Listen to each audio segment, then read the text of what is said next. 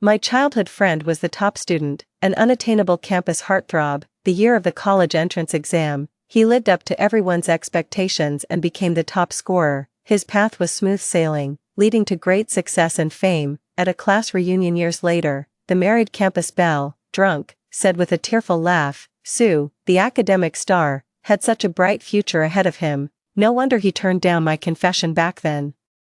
My usually calm and composed childhood friend lost his composure. After a moment, his accusatory gaze immediately turned to me. I started to explain. "You said I didn't need to give you those love letters, that I could just throw them away." He nodded at the time and didn't say anything more. I thought the matter was over, but that very night, the man he brought with him broke my hand. The cane struck my hand with a searing pain. He stood nearby, his expression dark and inscrutable.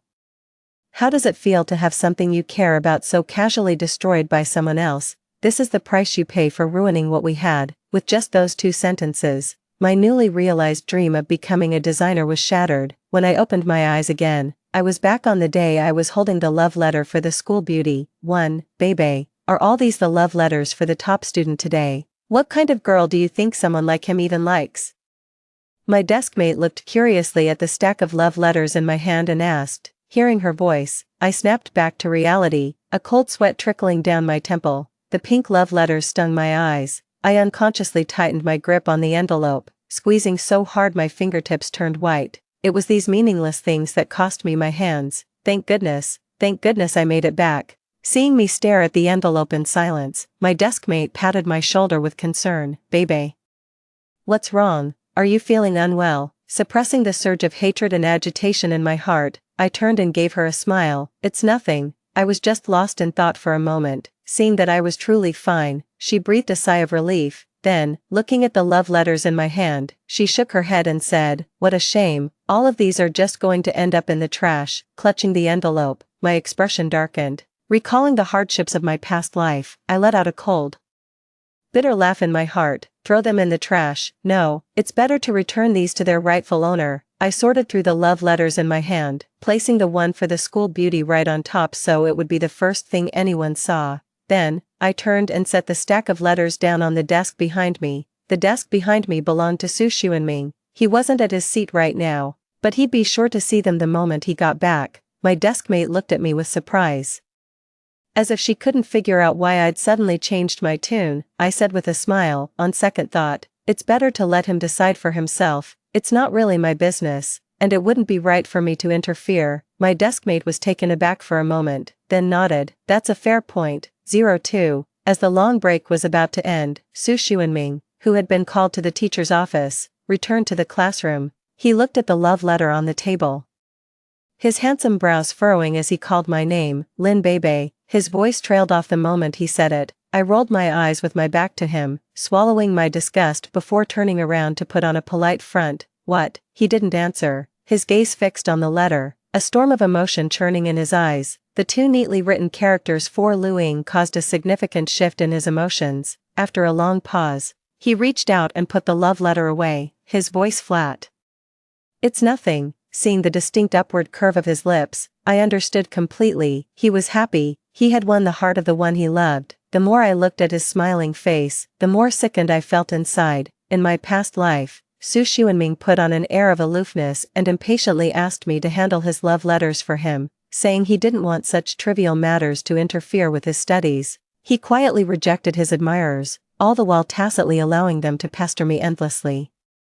Thinking of the deep friendship between our families, I considered it just a minor nuisance and didn't mind sacrificing my own time to clean up his mess. Only after he achieved fame and success did he tell me he regretted it, claiming that because of me, he missed the one true love of his life. After his regret, instead of blaming his own false pride or his own stupidity, he cut off both my hands to make me a sacrifice for his so-called pure love. This whole thing is utterly disgusting.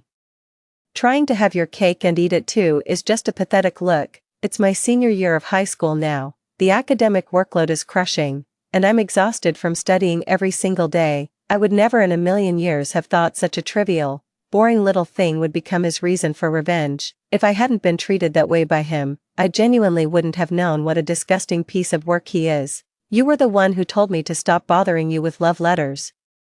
And then you have the nerve to turn around and blame me for not reminding you, for making you miss out. For God's sake, I'm not a mind reader. How was I supposed to know your crush was among hundreds of love letters? He doesn't even treat me like his mother, yet he's got the nerve to be so demanding. I was already fed up last time he made me deal with his love letters. This isn't his personal dumpster. I have my own studying to do. If it weren't for our parents' friendship, I would have thrown those love letters he stuffs in my drawer right back in his face every single day. I minded my own business, did as he said and destroyed the letters, and he still had to pick a fight and ruin my hands. What an absolute moron, you lunatic. I couldn't bear to look at him any longer, so I averted my gaze and turned away. Su Xuanming, you resent me, pinning all the blame on me and shattering my dreams. In this lifetime, I'll give you the love letter you always wanted. Let's see how you'll choose when your future and the campus belle are both laid out before you. 3. That night after school, I didn't wait for Su Xuanming and left the campus alone soon after. If he wasn't walking home with me, he must have gone to meet someone. Recalling the school belle's bitter smile at the last reunion, when she said she'd waited for him for ages that day, I let out a derisive snort. Since you're both in love, it's perfect that you're together. I heard the campus belle is terrible at her studies. I'd be even happier if we could knock that nutcase Su Xuanming off his perch. With the original course of events altered, I happily went to the mall, only to run into someone who shouldn't have been there. I guess I really did make this whole thing out to be simpler than it is. Just as I was about to push open the cubicle door to leave, I heard a voice I didn't quite recognize. A love letter. I only wrote it as a joke because I lost a bet. That Su guy isn't my type at all. Give me a break. That letter would never even reach Su Xuanming. I've seen it before. His childhood friend always intercepts his love letters for him. Let's not talk about him anymore. It's boring. A soft, teasing voice drifted out, and my hand froze on the door handle.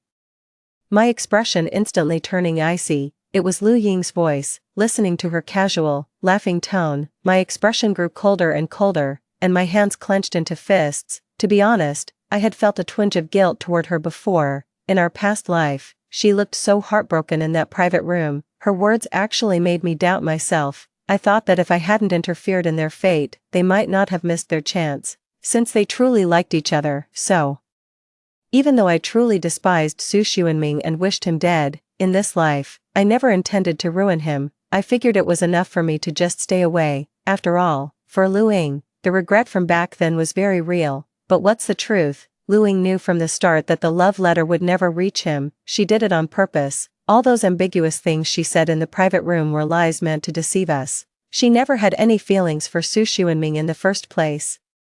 I stared at my smooth hands, my eyes filled with anguish, as memories from my past life flooded my mind. Even now, I can still vividly recall the searing, twisting pain and the words Su Xuanming spoke when he made me pay the price. He said, "If it weren't for you, I would be the one married to Lu Ying right now." He said, "If it weren't for you, I would be the father of the child in her womb." He said, "Lin Bebe, this is what you owe us. Even if you break your hands, you'll never be able to repay it." One of them was secretly in love but too cowardly to act, while the other was just toying with their feelings, stringing them along. It had absolutely nothing to do with me, yet I was the only one who paid the price. That pair of lunatics completely ruined me. The angrier I get, the clearer my mind becomes. In my past life, you destroyed what I cherished most. This time, I'm paying you back double. 4. I went home alone. Mom served me dinner and asked with concern, "Xuanming isn't home yet. Do you know where he went?" Of course I knew. He was waiting for his crush in the park near the school.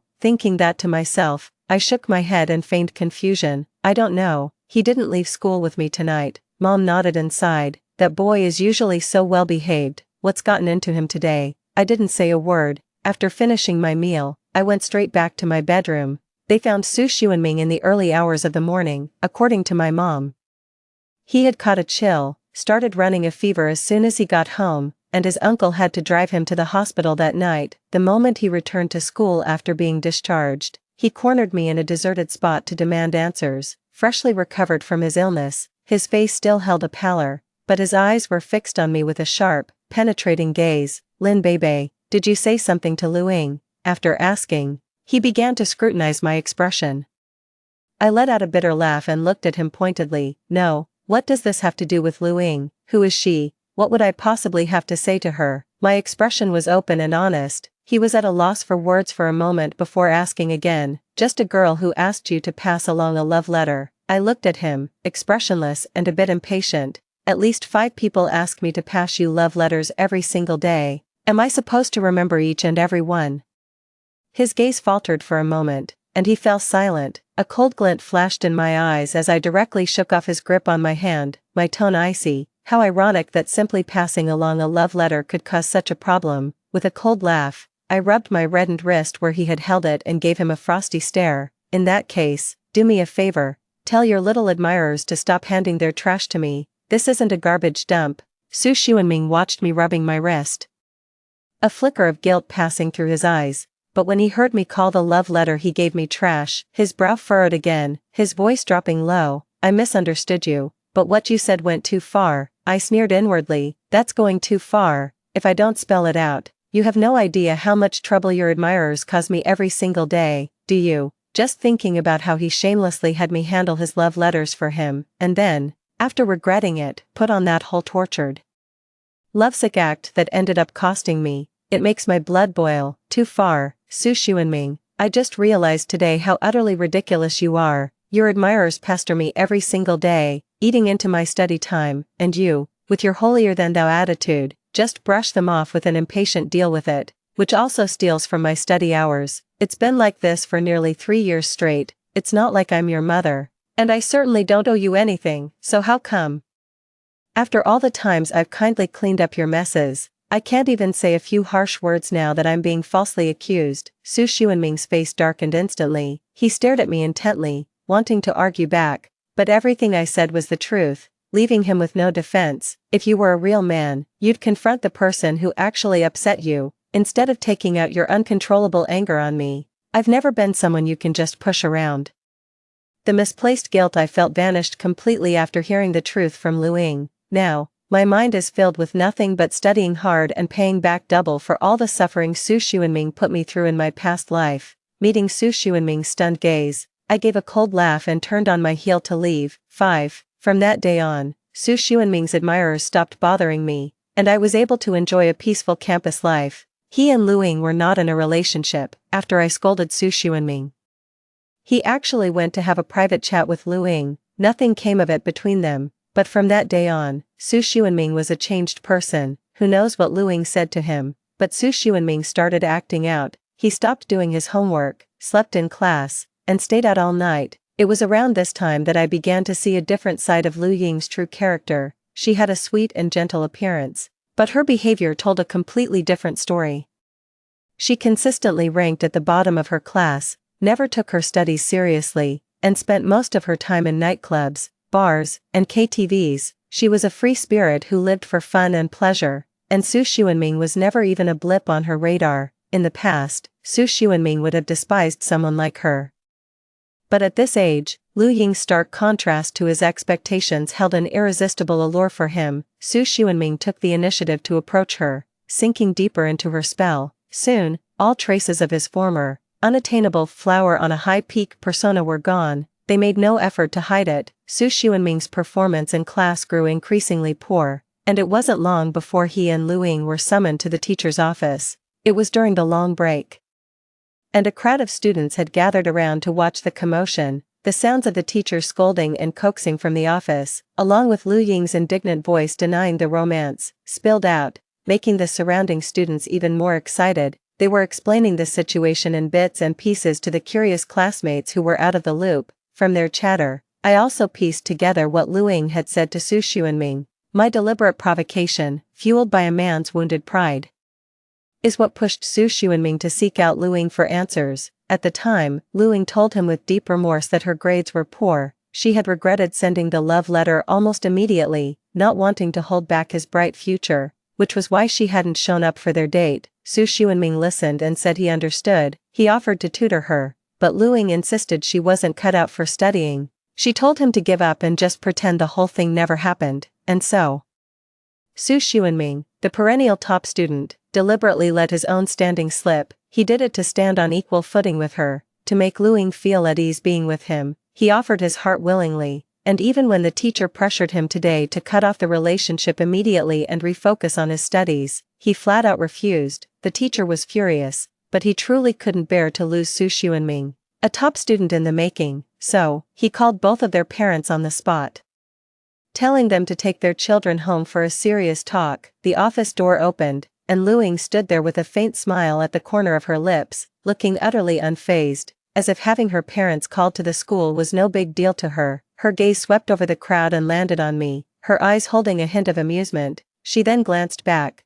signaling to Su Xuanming. It was as if he was saying, well, look who's here to tattle. Su Xuanming's appearance remained aloof, but there was a newfound air of rakishness in his every move. Following Lu Ying's gaze, he looked at me, frowned, and a flash of disgust surfaced in his eyes. I watched, helpless, as they pinned the blame squarely on me, feeling utterly bewildered. I really don't get it. It has absolutely nothing to do with me. So why do the two of them always manage to drag me into their little games? What's the point? 6. A thought flashed through my mind, and my eyes darkened. Is it because of that childhood friend label everyone at school loves to tease me about? My gaze fell on Su Xuanming. His frown deepened, and he immediately turned his head away to avoid my eyes, as if trying to avoid suspicion and not wanting Lu Ying beside him to misunderstand. He even looked a bit annoyed. So it really was because of that. I found it even more ridiculous. No matter how much the rumors spread at school, I never believed them.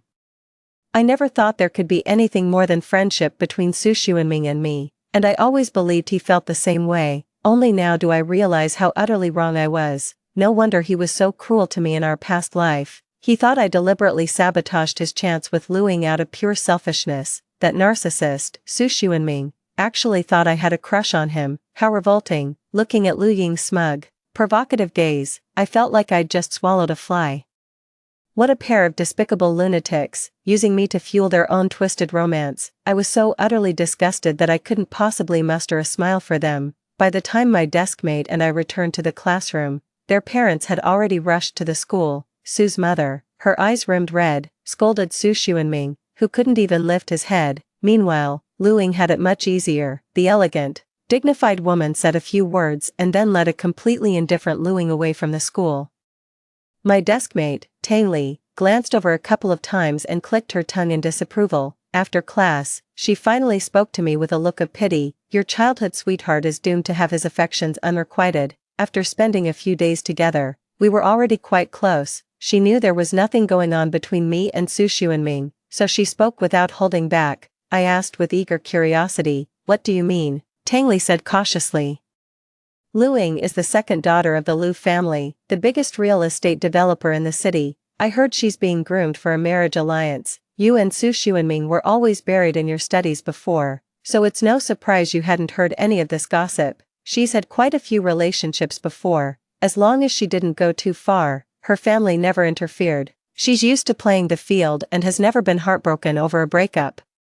There's no reason Su Xuanming would be any different. I listened and nodded. Right, why would Su Xuanming ever think he was the special one? It's understandable that I wouldn't know, since I've never met Lu Ying. But Su Xuanming hangs out with that whole crowd. How could he possibly not know about her romantic history? You can hardly blame others when you willingly drown yourself for love. The clearer things become now, the more I despise Su Xuanming's character.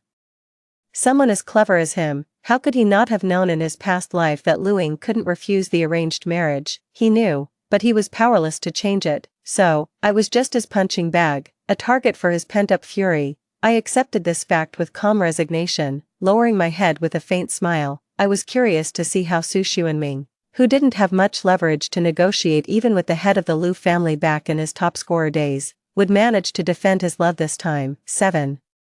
When I got home, both my parents were waiting for me in the living room. They started by casually bringing up Su Xuanming's relationship to feel me out. Seeing I didn't react much, they seemed relieved, and then launched into a full lecture on the dangers of puppy love. I listened, not knowing whether to laugh or cry, and only after I promised them repeatedly did they finally stop. Satisfied, Mom handed me my phone and said, "Your phone's been going off all day, see who it is and get back to them." They told me to reply, but made no move to leave, watching me with suspicious eyes. I'm well aware that what happened to Su Xuanming recently served as a wake-up call for them. They're terrified I might end up the same way, and I get it. I opened my phone, took one look, and the smile instantly vanished from my face. Lin Bebe, you're the one who snitched to the teacher, aren't you? You're disgusting. The message was sent by Su Xuanming half an hour ago. Seeing my grim expression, my parents asked, "What's wrong?" I took a deep breath and turned the screen to face them. After seeing it clearly, my mother's face visibly darkened, and my father looked furious. I said flatly, "They're so blatant about it at school, it's impossible for the teachers not to notice. Frankly, I don't want to get involved."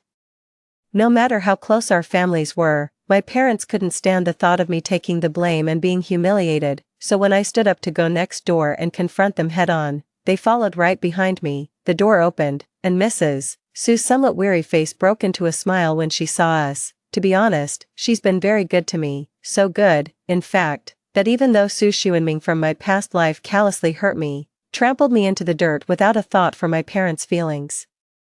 I never truly considered making them bear the brunt of my wrath, but now, that asshole Su Xuanming keeps on with his endless, arrogant, self-absorbed presumptions, I absolutely had to come here and make my stance crystal clear, just so he doesn't get the idea that I won't call him out in front of both our parents and think he can keep on disgusting me. I won't allow my concessions to be used as ammunition for his constant attacks. I was the first to pull out my phone, showing the messages to Su's mother. Then, with a bitter smile at her look of disbelief, I began to speak. "Auntie, I think there might be some misunderstanding between Su Xuanming and me." After a moment of silence, our family was invited inside. When Su Xuanming was called downstairs by his mother, his expression was still one of utter shock. He looked at me with a wounded expression, as if no matter how much he had berated me, I shouldn't have brought it to his parents and made him lose face. I sneered inwardly, wanting nothing more than for him to wake up and see the truth. I spoke with a calm expression. "The last time you grabbed and bruised my wrist over a misunderstanding with your admirer, I already told you, don't take your uncontrollable anger out on me. I am not your punching bag. I really didn't want to get involved in whatever is going on between you and Luing. It's none of my business. But since you messaged me about it, I feel I need to clear the air in front of everyone. I wasn't the one who told on you. I have to study every day, I'm busy, and I don't have time to keep tabs on all this nonsense. More importantly, the teachers aren't blind, they know when you skip class or sleep through lectures." Su Xuanming's face darkened, an unreadable emotion flickering in his eyes. After a long pause, he finally spoke, his voice hoarse. "I understand, I'm sorry. I was wrong about you." He looked rather odd as he made his way up the stairs, step by step. Su's mother, her face flushed with shame and eyes rimmed red, apologized to us. Seeing that I had single-handedly made Su Xuanming lose face and her own anger was now vented, my mother quickly stepped forward to support her, saying, "It was just a misunderstanding, a trivial matter. Now that it's settled, let's just forget about it. Please don't dwell on it." 8. On the way home, my parents were unusually quiet.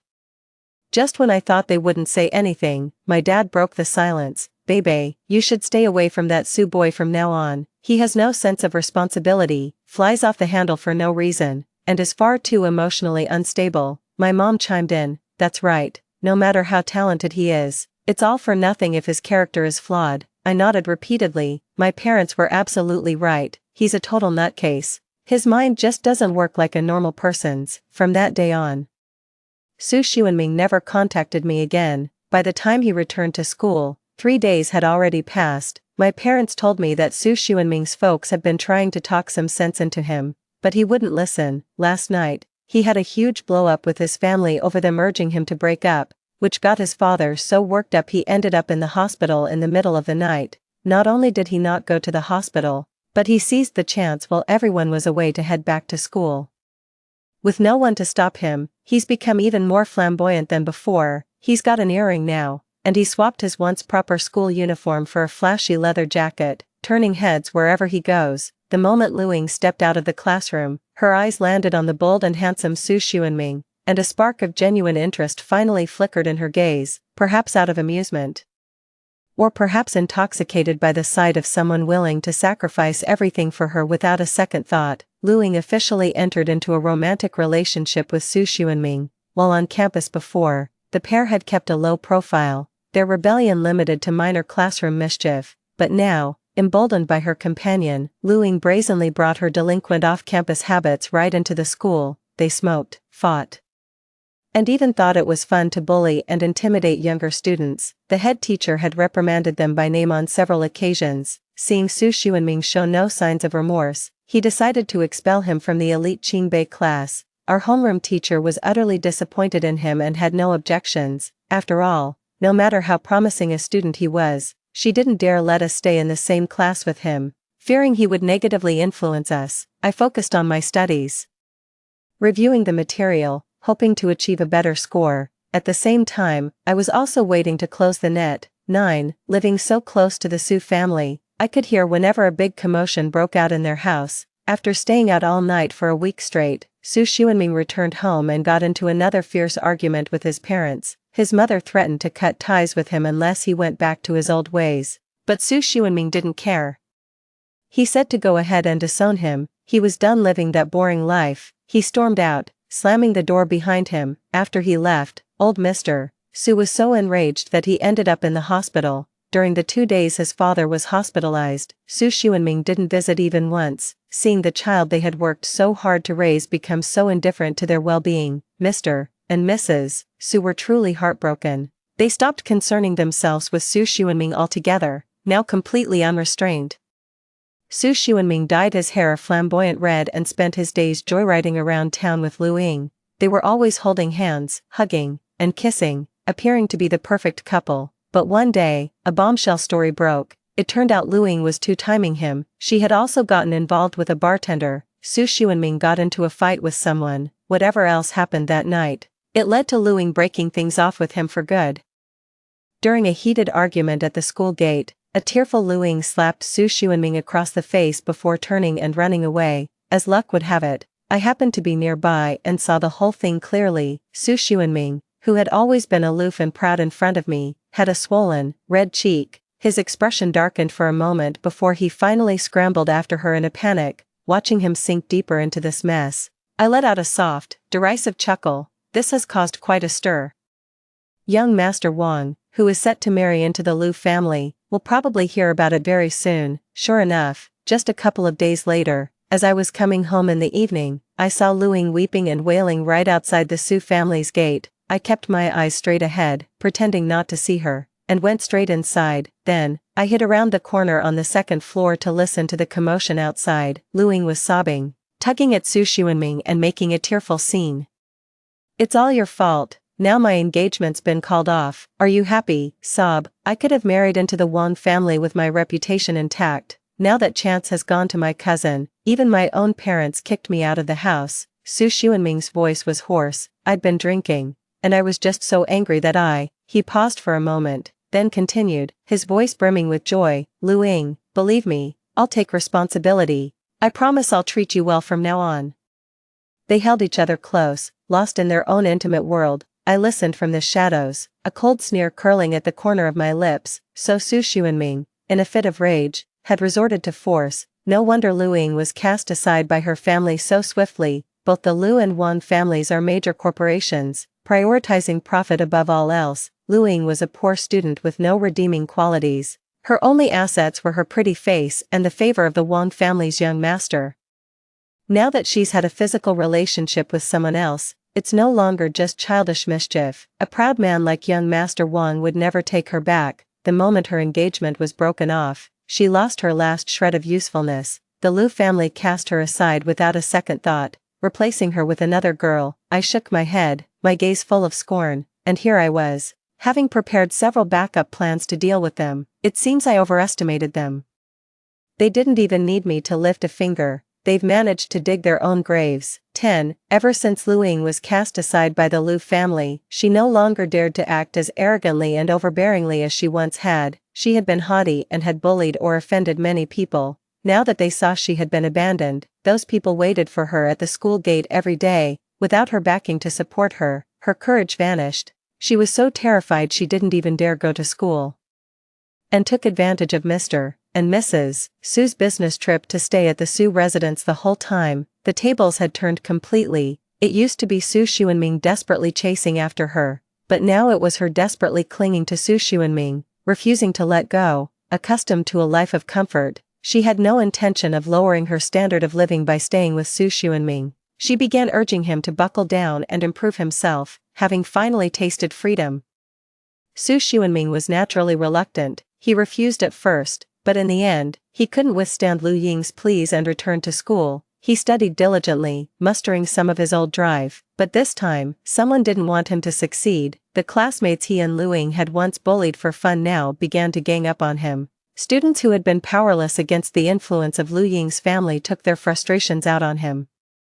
Even official reprimands and warnings from the authorities were useless. Su Xuanming is having a very rough time these days. He was once the revered academic genius of the school, but ever since he descended into bullying his classmates at will, he became a notorious troublemaker without a shred of decency. The halo he once despised was torn away by his own hands. The unrestrained freedom he craved ended up costing him dearly. He would inexplicably trip and fall while getting food.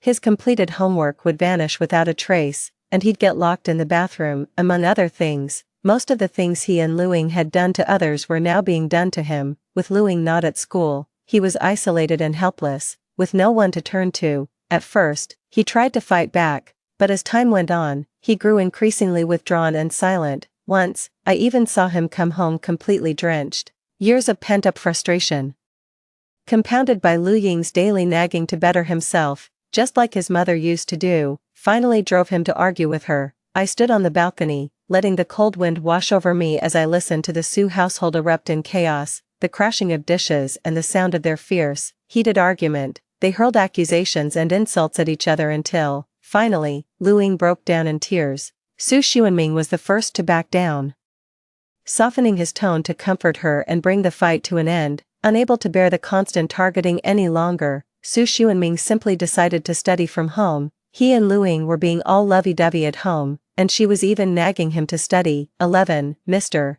and Mrs. Su returned from their business trip and walked in on the two of them being intimate. Their faces instantly darkened with fury. As the homeowners, they threw Lu Ying out and loudly berated the pair for their shameless behavior.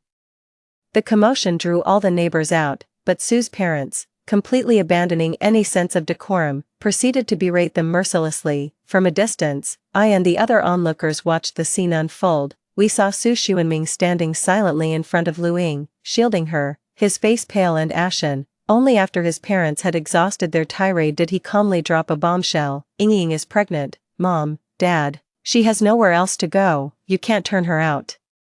His parents looked utterly shocked, and I was quite taken aback myself. No matter how surprised you are, wouldn't any normal person know to get medicine? This is just unbelievable. Recalling how desperately Su Xuanming had sought it in my past life, I raised an eyebrow. Perfect. Now he can have both things he wanted. After the initial shock, Mrs. Su looked at Su Xuanming with utter disappointment in her eyes. With a calm expression, she took Mr. Su's arm, stopping his impending outburst, and spoke. Su Xuanming, you're a grown man now. We can't control you anymore. From now on, do whatever you want. We're done. Mrs. Su pointed at the house behind her, her gaze icy. This house is yours. All our other assets will go to your sister. There's no need for us to see each other again. We'll be living with her. Su Xuanming's pupils contracted sharply as he stared at her in disbelief. Mrs. Su paid him no further mind. Without a word, she and the silent Mr. Su turned and walked away, pulling their suitcases behind them. By the time Su Xuanming snapped out of his shock and tried to run after them, his parents had already gotten into a taxi and driven off. He stood there in a daze, his expression still somewhat vacant, unable to bear the pointing and whispering of the onlookers. Lu Ying took a couple of quick steps to grab Su Xuanming's arm. For the first time, however, he avoided her touch and walked into the house in silence. Stunned for a moment, Lu Ying gritted her teeth and hurried after him. I was taken aback by the decisiveness of Su's parents, but after a moment's thought, I realized this was for the best. Su Xuanming acts without any regard for others' feelings, completely self-centered. Someone like that will inevitably hurt and deeply disappoint those around them. It's just as well that things are the way they are now. 12.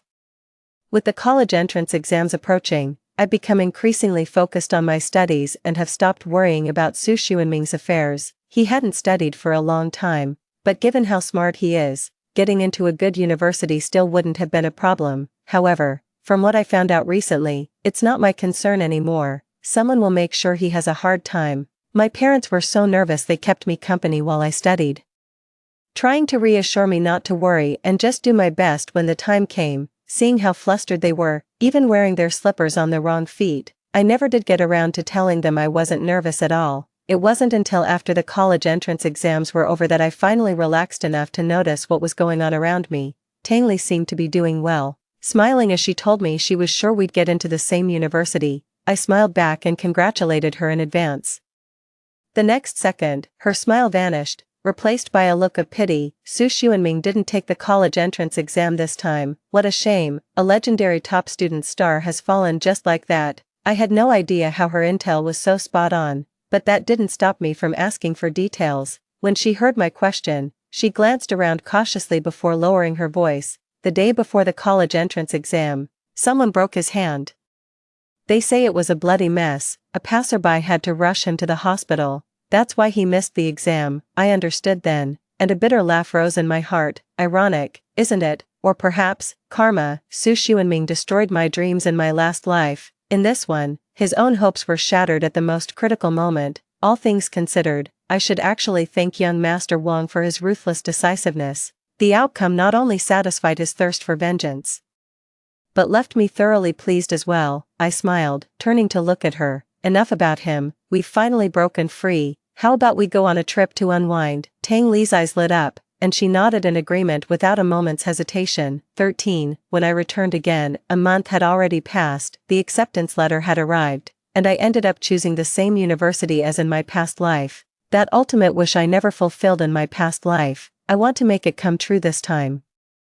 Ever since my parents found out I did well on the exams, they've been traveling nonstop. The house is empty, and the reason I came back this time was to pack up my things. My parents bought a place near my university. We're planning to settle down there, so we probably won't be coming back here much. They were busy traveling, so they pushed me to come back and pack up for the move. I wanted them to have a proper break, so I agreed to handle it myself.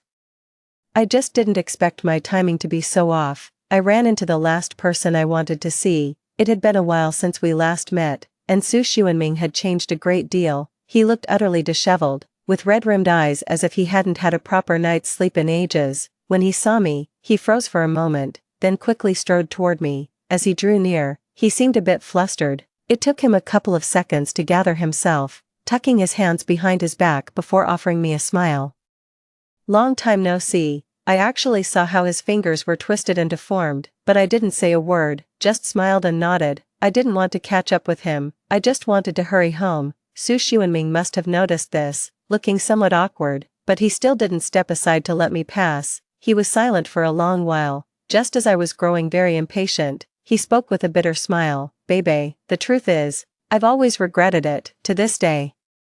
I keep wondering, if that love letter hadn't been left on my desk back then, maybe things wouldn't have turned out this way. I froze, looking up at him. He was completely oblivious, continuing on with his own monologue about his recent troubles and suffering. It had been a long time since I'd heard anything about him. I had been moving forward all this time. Once I got my revenge, I left him behind in the dust. The only one still trapped and suffering in the memories of the past was Su Xuanming.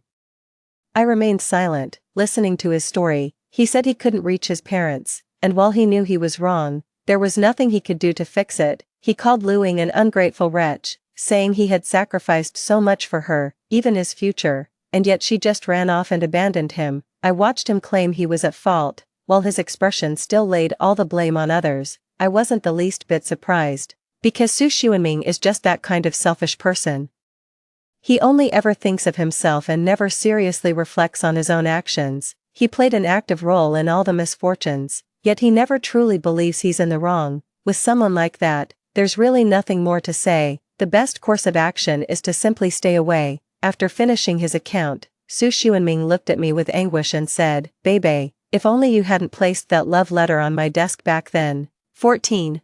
No matter what you do, you can never satisfy someone like him. Even after being reborn, he's still stuck with that same pathetic attitude, acting like the whole world misunderstands and has wronged him. I stared him straight in the eye, let out a cold laugh, and said with biting sarcasm, Oh, so you regret it now? You want to reclaim your glorious life, and then you'll just end up resenting me again for losing your true love and ruining my hands. Is that it? He looked at me with a pallid expression.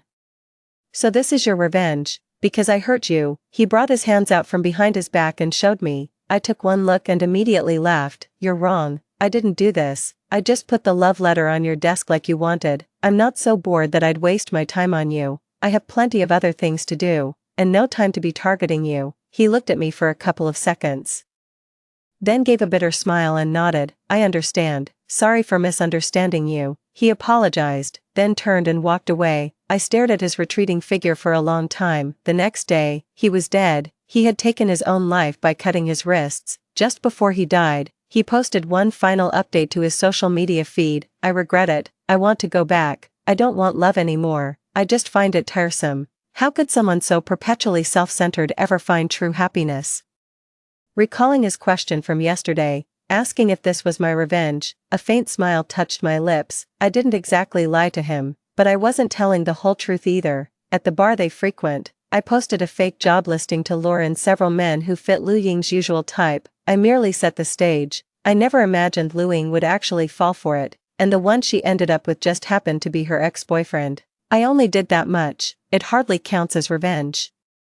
They were just in a hurry to dig their own graves. What could I possibly have done wrong? The end. Story 2. The talented young man I personally nurtured. After winning the World Piano Championship, he smashed the piano and exposed, as if reopening old wounds, that I was a pedophile. "They all tell me to be grateful to you, but Qingnian, I will always hate you." On that day, his video received over 100 million views and he was rated as beautiful, strong, and tragic by netizens. I, on the other hand, was pulled down from the pedestal and nailed to the pillar of shame. Only I knew that he hated me for separating him from the female gangster who had led him to smoke and drink, and he had long been plotting his revenge against me. So this time, when I got a second chance, I walked straight past him and chose the young man beside him who was wearing a hearing aid. But later, he played the most difficult piece from his previous life. He humbly pleaded with me. I played it well.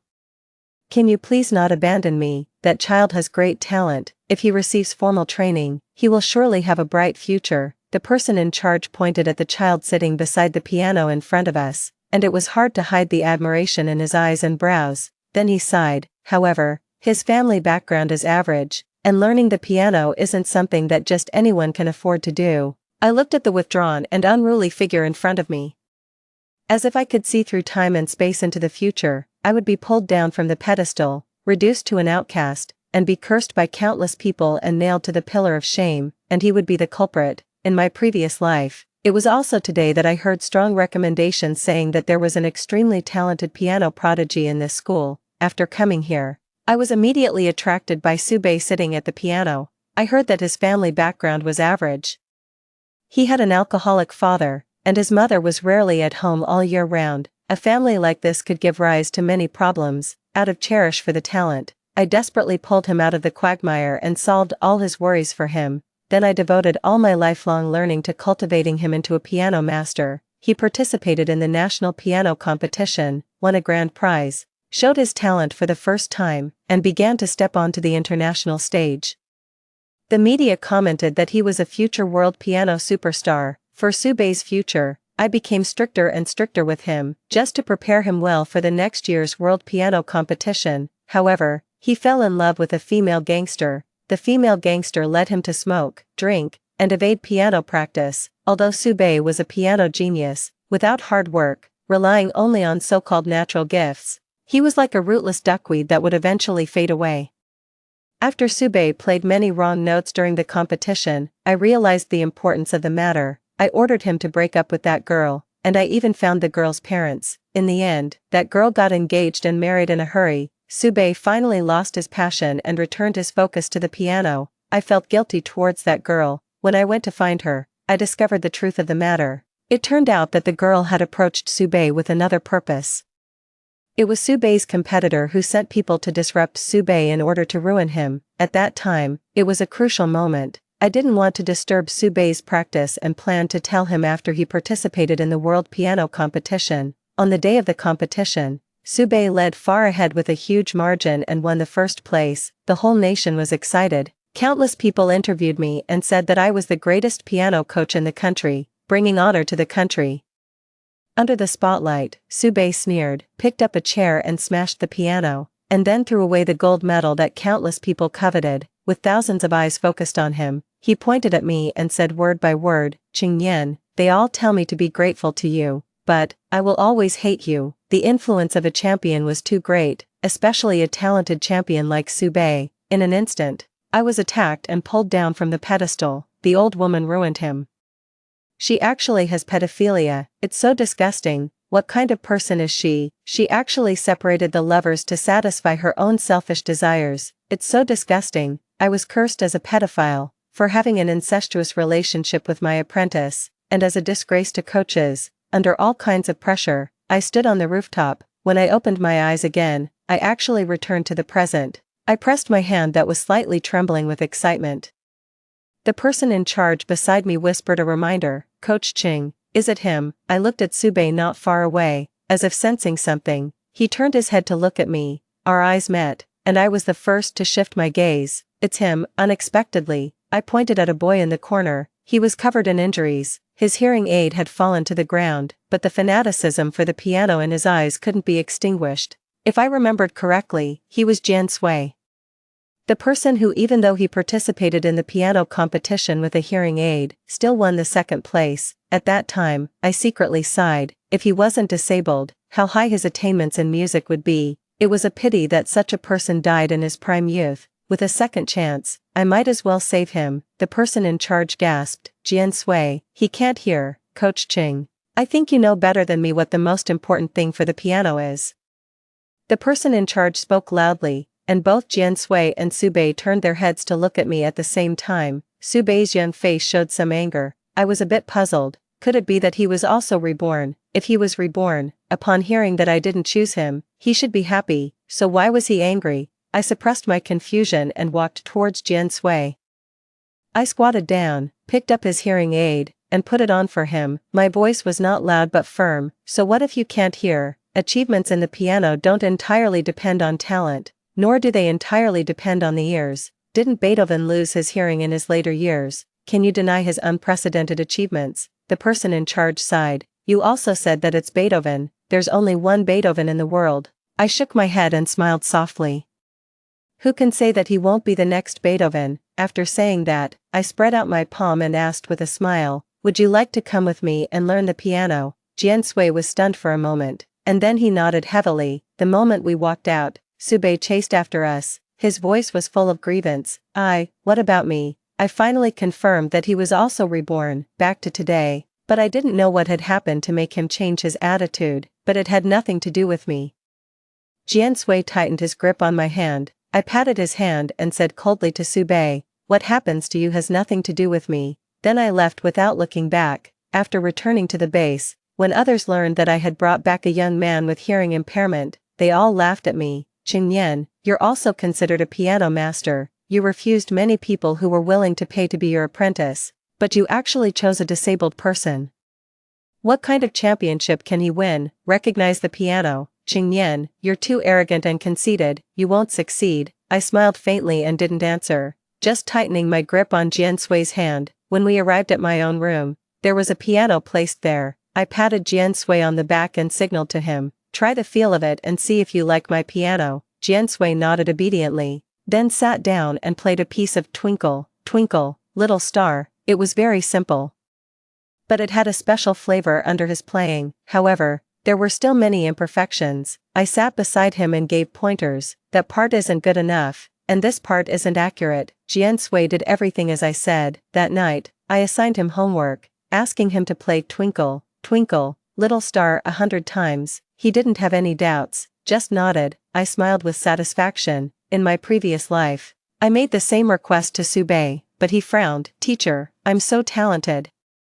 Why don't you teach me difficult pieces? Twinkle, Twinkle, Little Star is so simple. I could play it when I was 5. Playing it 100 times is a waste of time." I have always believed that the foundation is the most important. Even for an extremely simple piece, there are its own mysteries. Even though Su Bei was a genius, those overly difficult pieces were not suitable for him at that time. But Jian Sui, I couldn't help but ask one more question. "Don't you ask me why." He looked up, his eyes shining with starlight. "What the teacher says must be good." I stroked his hair. The teenager in his teens had a clear outline, his broken hair hung on his forehead, and his eyes were full of pride. In the next few days, Jian Sui trained strictly according to my methods, and his skills became more and more proficient. Even when I got up late at night, he was still working hard. The unique sound of the piano rang out, and Jian Sui's figure was in front of me. I walked closer slowly and yawned. Jian Sui, why haven't you gone to sleep yet? Sleep is also very important, don't overwork yourself. The sound of the piano paused, and Jian Sui turned his head to look at me. Teacher, the group stage is about to start soon. The base conducts an assessment once a week, and to motivate the students, a small prize is also set up. Yeah, don't worry too much, it doesn't matter if you're not the first. Jian Sui shook his head. Teacher, I want to be the first and get that prize. I smiled. It's a good thing to have the drive to make progress, but it shouldn't be excessive. Before I could say anything, he took off his hearing aid one step ahead, cutting off my voice. Me, stubborn as a donkey, Jian Sui trained harder and harder, except for eating and going to the toilet. He almost always sat beside the piano, until one time, a colleague came to see me. Seeing Jian Sui playing the piano, he sighed. No matter how hard he tries, it's useless. He can't compare with that genius next door. That guy can already play Beethoven's Piano Concerto now. He's only 15 years old and has a bright future. Do you know how happy Susiki is to have discovered this genius? Hearing the word genius, I became a bit sensitive. Genius, who? My colleague swallowed. You don't even know this, Sube. He's from the same school as your little deaf-mute. How could you not have discovered such a genius, Qingyan? Isn't your judgment the sharpest, Sube? I was stunned when I heard these two words. So he actually came, and he was under Susiki's guidance. Susiki was my rival, we were from the same master, and we should have gotten along well, but she always compared herself with me. If I practiced for 3 hours today, then she would definitely practice for 4 hours. Later, the base invited me with a large sum of money. A few days later, she also came. I took Jian Sui away from the school.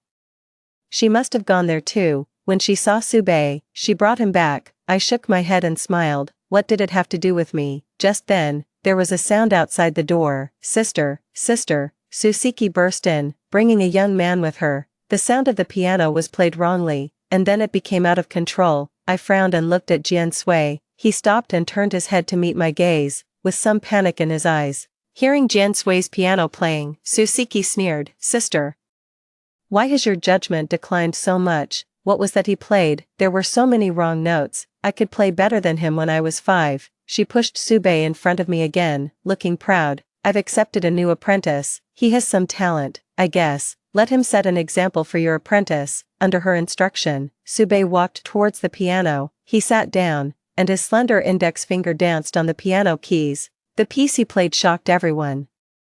It was Liszt's Reminiscences of Don Juan. His age really didn't match this piece. Susiki didn't speak for a long time, but I understood. In my previous life, I made Sube play this piece countless times. He always had wrong notes until the world competition. When he finally played this piece perfectly, I was also pushed to the heights because of this, and then I declined instantly. This piece only brought me painful memories. I gritted my teeth and stared at Sube.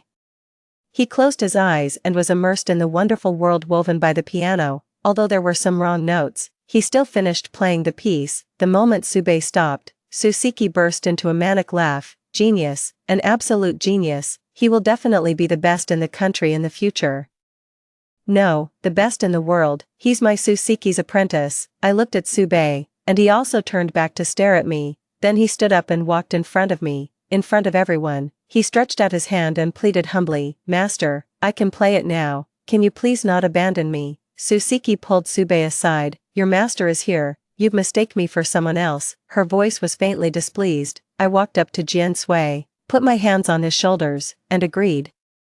You're indeed calling the wrong person. I'm not your master, and I've never been. I only have one apprentice. His name is Jian Sui. Sube's long eyelashes drooped, and he looked dejected. Susiki, however, sneered disdainfully and took Sube away. That afternoon, when I went out to buy food, I was stopped by Sube. Unlike the fragility in the morning, his face was filled with determined confidence. Master, admit it. You care about me. You chose Jian Sui to anger me.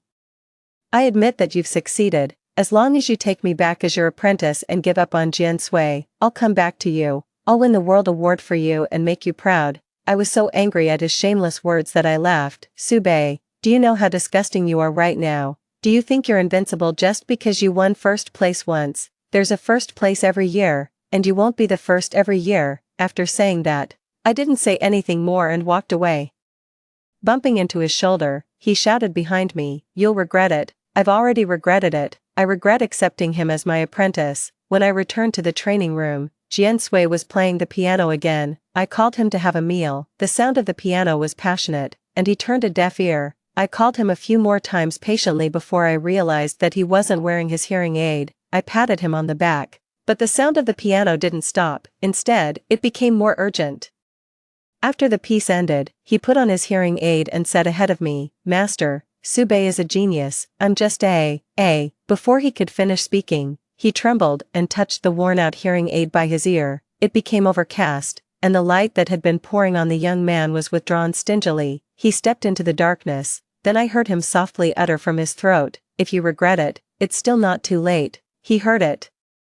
I admit that part of the reason for choosing Jian Sui was to anger Sube, but more of it was out of pity for him. I don't want him to die young like in his previous life. I want him to move forward without hesitation. I shook my head. "Jian Sui, I never regret it. You're my apprentice. Once you're my apprentice, you'll be my apprentice for life. Don't say such things in the future." The young man suddenly looked up, his eyes slightly red. I touched his head and then looked at the worn-out hearing aid by his ear. It seemed that it had been with him for many years. Subconsciously, I reached out to touch it. "Let me get you a new hearing aid. This way, it will be better." Jian Sui had never resisted my touch, but this time, he turned his head and dodged. "No need, master. This one is fine." I didn't say anything more. Perhaps this hearing aid held a special meaning for him. After a few days of training, the assessment arrived quickly. I wasn't surprised at all to see Sube at the scene, even though he had only been here for a few days and normally should have participated in the next group assessment. Susiki was addicted to showing off. To prove Sube's value and also to suppress me, she let him participate. When Jian Sui was about to go on stage, I patiently tidied up his clothes for him and confirmed his hearing aid again. Then I nodded at him. "Jian Sui, don't be nervous. It doesn't matter if you're not the first. You're great." Jian Sui didn't answer. During this period, the mockery in the bass and the oppressive feeling of Sube's genius had all come crashing down on him. He was eager to bring glory to me and also to prove himself. But, after all, Sube was the world champion in his previous life. A piece of Rachmaninoff's Prelude in C-sharp minor sounded, and the surroundings fell into silence. The timbre of this piece was handled extremely well. And many art students couldn't handle it as well as he did. I could feel Jian Sui's nervousness. After the piece ended, Sube casually glanced at me, curled his lips into a smile, and then bowed and left the stage like a king, even facing such great pressure. Jian Sui also handled the piece very well. However, the first place in this assessment is Sube. It was an expected answer. The piece I chose for Jian Sui was suitable for his current stage. Its difficulty couldn't compare with that of the piece played by Sube, so naturally, the first place went to Sube. "It doesn't matter, Jian Sui, we still have a chance. If we can win the final assessment, we can participate in the provincial." At the same time, another voice sounded. "Sube will represent our base in the provincial piano competition." I looked up at the center of the stage, feeling a bit stunned. Susiki walked over with Sube, her tone full of joy. "Sister, you didn't expect this, right?" I suggested to the leader that we use this assessment to decide the person to participate in the provincial competition. By the way, actually, Sube was directly predetermined. This was just going through the motions. "Sister, you can't compare with me. Never. How could this be?" I immediately ran to the leader's office and argued my case. The quota for the provincial competition has always been based on the final assessment and the average performance of daily training. What can just this one competition prove? I came to this base because I valued its fairness and the fact that it doesn't treat people differently. Are you also going with the flow now? Do you know how many people's hearts you will break by doing this? The leader was calm and composed. "Qingyan, I know you feel sorry for your apprentice.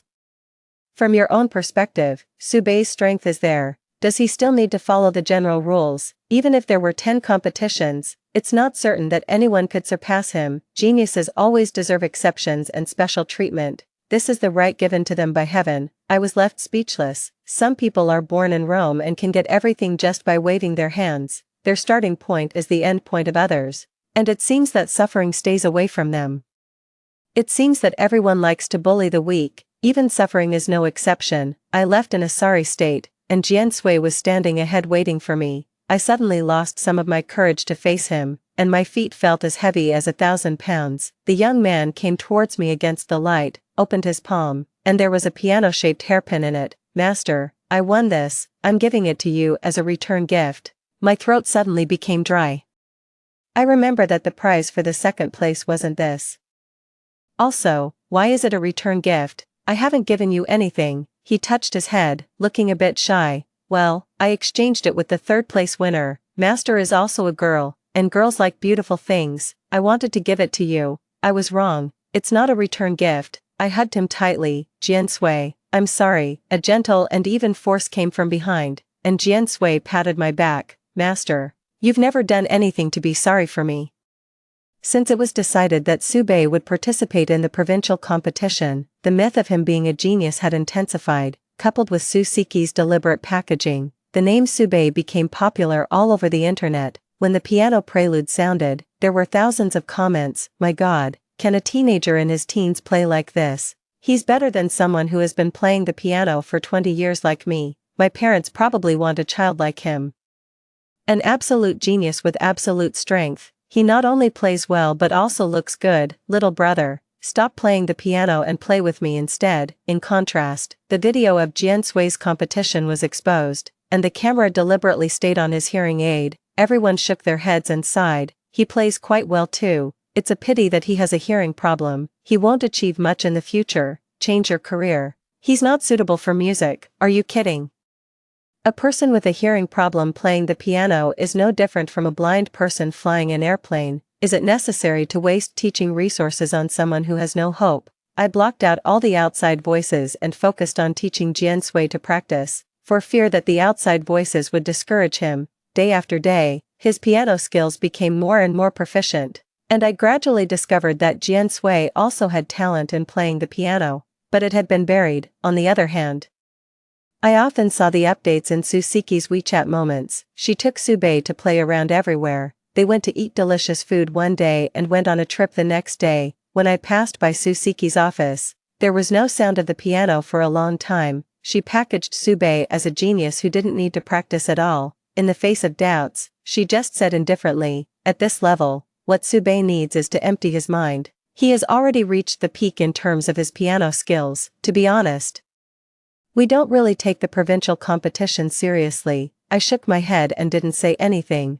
Our views were different. I firmly believed that only day after day of practice was the foundation for success, even for Sube. In his previous life, I didn't treat him as an exception. He still needed to practice, and even more than the people in the same group. I didn't want to waste his talent and wanted to bring it to the fullest. Unfortunately, I chose the wrong person. Fortunately, this time I didn't make the wrong choice. Later, Sube didn't participate in several assessments, and Jian Sui got the first place every time he participated. While everyone was looking up at the sun, the moon came quietly and would surely shine brightly at a certain moment when the night fell. Everything should have gone smoothly, until I noticed something different. Normally, after the basic practice, Jian Sui would always do some extra practice. Sometimes, I had to forcefully stop him. But recently, after finishing the basic practice, there was no sign of him in the piano room anymore. He had been like this for several days in a row. Once again, I didn't see him. I frowned and didn't say anything. Suddenly, a voice sounded beside me. "Qing Nian." Sube was leaning against the wall looking at me. After not seeing him for a few months, the young man had grown a lot taller, his slightly long hair hung down, and his voice had a bit of magnetism. "Looking for Jian Sui." I didn't plan to talk to him and was about to leave, but he trapped me in the corner. "Do you really not want to talk to me that much?" "Yes." Our eyes met, and I was calm. "Master, I know I was wrong in my previous life. I shouldn't have not trusted you and treated you like that. After you died, I found that girl, and I finally knew the truth. She deliberately approached me to ruin me. I'm sorry for you, but, are you really without fault?" The tone of his voice suddenly changed, and the end of his sentence rose slightly. "Day after day of boring practice is something that no one can stand, and you were my only support. But how could you abandon me, Master? I heard you talking to that person and saying that you were going on a blind date and getting married. What would I do if you got married?" At first, I didn't think much of that girl. I did those things to make you angry, but later, in our interactions, I found that her appearance brought a lot of new and interesting things that I had never experienced before, things that I yearned for. I gradually fell in love with her. I just made a mistake that everyone would make, Master, Ching Nian, ah, Nian, I almost roared, shut up. I realized for the first time that Subei's feelings for me were so twisted. I still remembered that matter about getting married. My colleague was annoyed by being urged to get married and asked me about my plans. She was a child from my neighbor's family, and I was afraid she would tell my mother, so I deliberately said that I was going on a blind date and planned to get married soon. It turned out to be that time. I found it a bit ridiculous. Subei, I, Ching Nian, am an upright person. It's you who have such feelings. You are despicable, a mistake that everyone would make. Don't you think it's ridiculous? You're trying your best to whitewash your mistakes and darkness. I'm telling you now that there is someone who won't. Before I could finish, he interrupted me. Jian Sui, right. He laughed softly. Master, why are you so naive? Haven't you thought about why I'm here? Do you really think your deaf apprentice is a good person? He's 100 times more despicable and dirty than me. If you don't believe me, go to the restaurant on Pingan Road and see. There's a surprise waiting for you. He was so certain that I felt an unreasonable sense of panic in my heart.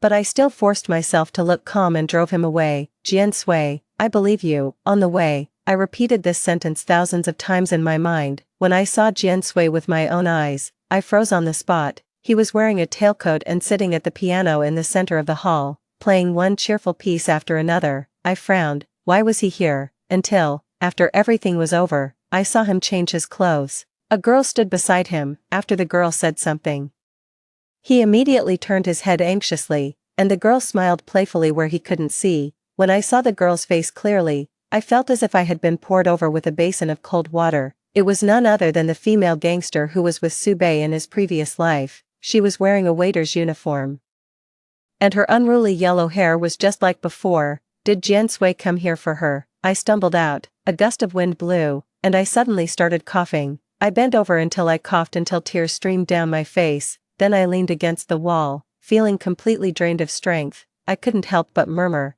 am I really that? Failed. I got a second chance, but with a different person. I still got the same result, even though I experienced failure in my previous life. I still firmly believed that I was not wrong. If one person scolded me, that person was wrong. If 10,000 people scolded me, those 10,000 people were wrong. But now, I was confused, because those 10,000 people were strangers, and I didn't care at all how they evaluated me. But Jian Sui and Subei, they were more important than thousands of ordinary acquaintances. It was a heart-wrenching pain. The wind blew, mixing with my tears and bringing a chill. I looked up. The stars had disappeared without me noticing, and there was only a bright moon left. I walked back to the base step by step, turned off all the lights, and let the darkness engulf me. I don't know how long it had passed, but there was a snap. The light was blinding, and I instinctively reached out my hand to block it. Master, why didn't you turn on the light? A pleasant and steady voice sounded. I then realized that Jian Sui's voice had also quietly changed. It used to have a bit of childishness, but now it was deep and mature, which didn't match his age at all. What did match was the secretion of hormones between young boys and girls, and the collision of two hearts that sprouted. My gaze moved upward, and I saw the brand new hearing aid by Jian Sui's ear. Why did you change it? Who gave it to you? He touched it. He seemed to be searching for words to describe it. That's right. Using friend was too distant, and using other words would be too intimate. I opened my mouth but didn't say anything. I got up and planned to leave. When I passed by Jian Sui, I couldn't help it. Jian Sui, you seem to be very busy recently. If you have anything, tell your master. Your master won't necessarily refuse. This was my last attempt, the last attempt, but I don't have anything, master. I nodded. Prepare well and strive to participate in the provincial competition next year. The next time I saw that girl was on an ordinary day. She actually appeared at the base. I wasn't sure if Jian Sui had informed the security guard. I only saw her give a worn-out hearing aid to Jian Sui and couldn't help but complain. This old thing can't compare with the new one I gave you at all. Jian Sui took it and, as if afraid of being discovered, urged her to leave. She shouted, Jian Sui, don't be so stingy. Take me for a stroll. We have such a good relationship. Someone is coming. Jian Sui immediately turned his head. When he saw it was me, he looked a bit flustered. I walked over and called out, "Jian Sui." He let out an. The girl beside him was like she had discovered a new continent. "Holy cow, is this your master? She's really good looking, no wonder you, Xia Shan." Jian Sui couldn't stand it anymore and immediately interrupted her. "Let's go." The girl then pouted and left. In the piano room, Jian Sui stood in front of me. "Master. Why didn't you dare to tell me? Were you afraid that I would separate you too?" "Master, I didn't." "Jian Sui, is that what you think of your master? You won't even tell me the truth." Play Twinkle, Twinkle, Little Star 100 times. After saying that, I got up and left. The piece that we first got to know each other with now became a punishment. Jian Sui didn't say anything more and sat at the piano and started playing it over and over again. After playing it 100 times, he came to me, his words full of pleading. "Master, I've finished playing, I was wrong." I ignored him and got up and left. I didn't blame Jian Sui, I just didn't know how to face him. For several days in a row, I ignored him, but I still secretly observed his practice. I knew that he played a very difficult piece today. I knew that he didn't eat today. I knew, until, why is it this song, like a thief? I leaned against the wall and listened to the happy birthday song coming from the next room. Why was Jian Sui playing this song? It wasn't his birthday today. For a moment, there was silence. I didn't notice that the sound of the piano stopped, and Jian Sui walked out, so, I was pressed against the wall with my face and met his gaze. Ahem. I quickly moved away and tried to find something to say. "The weather is nice today." But then I saw the cake with candles inserted in his hand. He said, "Happy birthday, master." I was stunned. Was today my birthday? I had even forgotten it myself.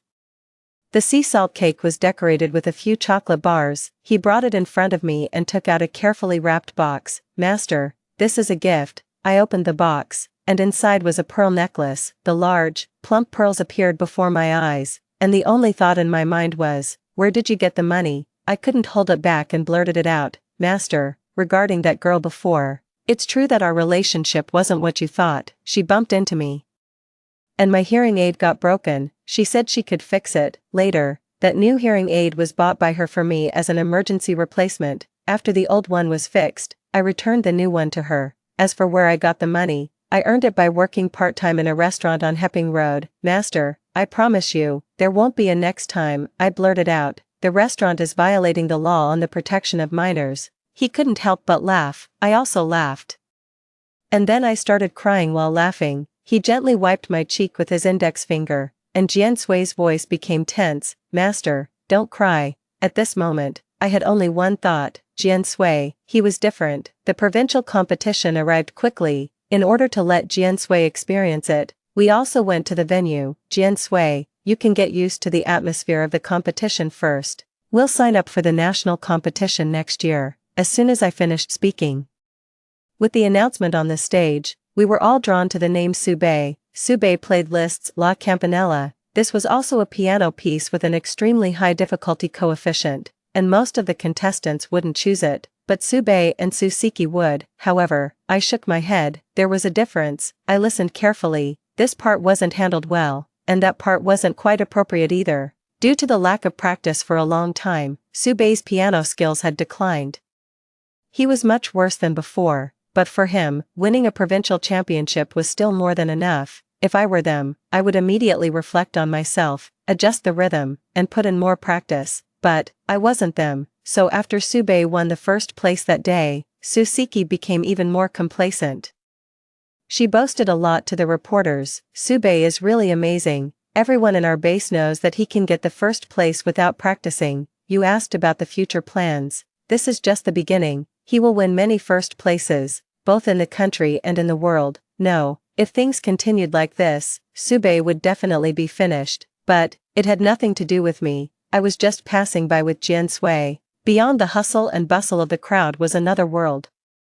Sube was surrounded by flowers and applause. Those empty words found support and were exaggerated and promoted without restraint. Everyone accepted them without question and even exaggerated them. Jian Sui and I worked hard secretly, preparing for the national piano competition of the coming year. Time passed quickly. In the blink of an eye, the branches were lush and the leaves were dense, and the summer sun was shining brightly. It was another midsummer.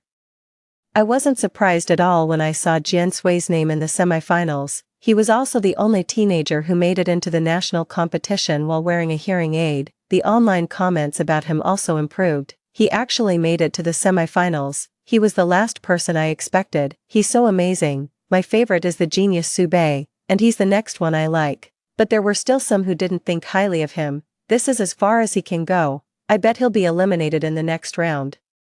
Everyone's goal was to reach the top of the mountain, yet some people thought that Jian Sui's limit was only the halfway up the mountain, just because of his hearing problem. There were such prejudices, but we were determined to break them. On the day of the final, countless people waited at the entrance, eager to catch a glimpse of the star of genius. Some even asked Sube for a photo and his autograph. At that time, Jian Sui and I had already arrived backstage. Jian Sui went on stage first.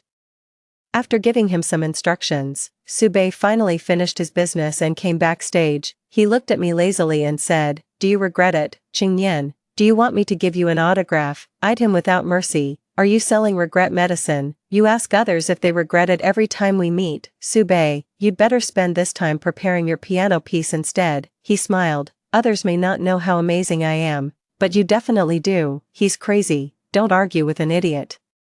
He was about to say something more, but was attracted by the sound of the piano. It was Jian Sui. The sound of the piano seemed to have the magic power to penetrate everything, and we were its devout believers. As time passed slowly, the corners of my mouth raised involuntarily. Jian Sui, he performed really, really well, so well that Sube's face changed suddenly. He mumbled, "It's impossible, how could he play so well? He's a deaf person, how could it be?"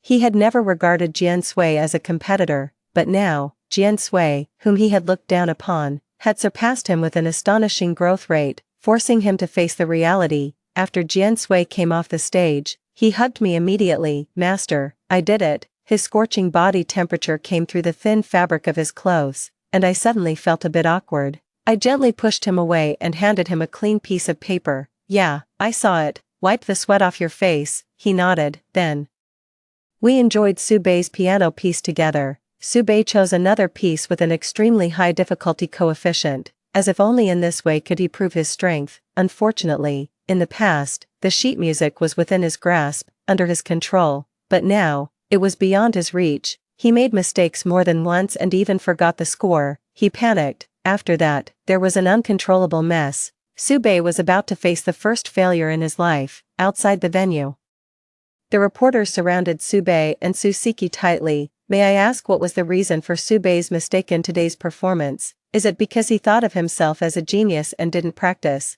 May I ask how Sube feels about being surpassed by Jian Sui? Did you expect this result? May I ask, Sube, what are your plans for the future?" The situation was completely reversed compared to before. Jian Sui and I were also surrounded.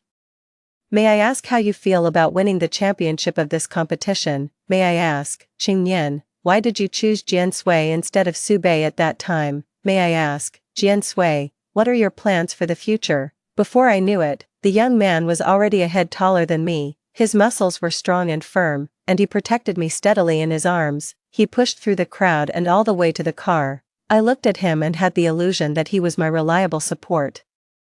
In the evening, Jian Sui and I celebrated. While having dinner, I planned the future with him. "You're the national champion now, but don't be proud. In the future, you have to win the world championship. Also, you can't slack off in your practice. You still have to do the basic skills every day." He nodded while picking up food for me. In the smoke rising from the hot pot, a pair of hands with distinct knuckles were faintly visible. I swallowed involuntarily. I suddenly remembered the novel that my colleague showed me a while ago. The blushing words in it, as I remembered, seemed to describe such a pair of hands. Unexpectedly, I started coughing. Those hands immediately flashed in front of my eyes. One hand gently patted my back, and the other handed me a cup of tea. I didn't hold it firmly, and a few drops of tea spilled into the crook of my hand. Damn it. I coughed even more violently. Master, master, I pushed Jian Sui away. And I felt better only when those hands disappeared in front of my eyes. "I'm fine." That night, I suddenly woke up and saw a figure in front of me. I called out, "Jian Sui." He let out an and his voice was a bit hoarse. I asked with concern, "What's wrong with your throat? Was the hot pot too spicy tonight?" I suddenly stopped when I saw the desire in Jian Sui's eyes. "Master." Those hands climbed up my arm, with a scorching temperature. I shook my head. "No, Jian Sui, we can't."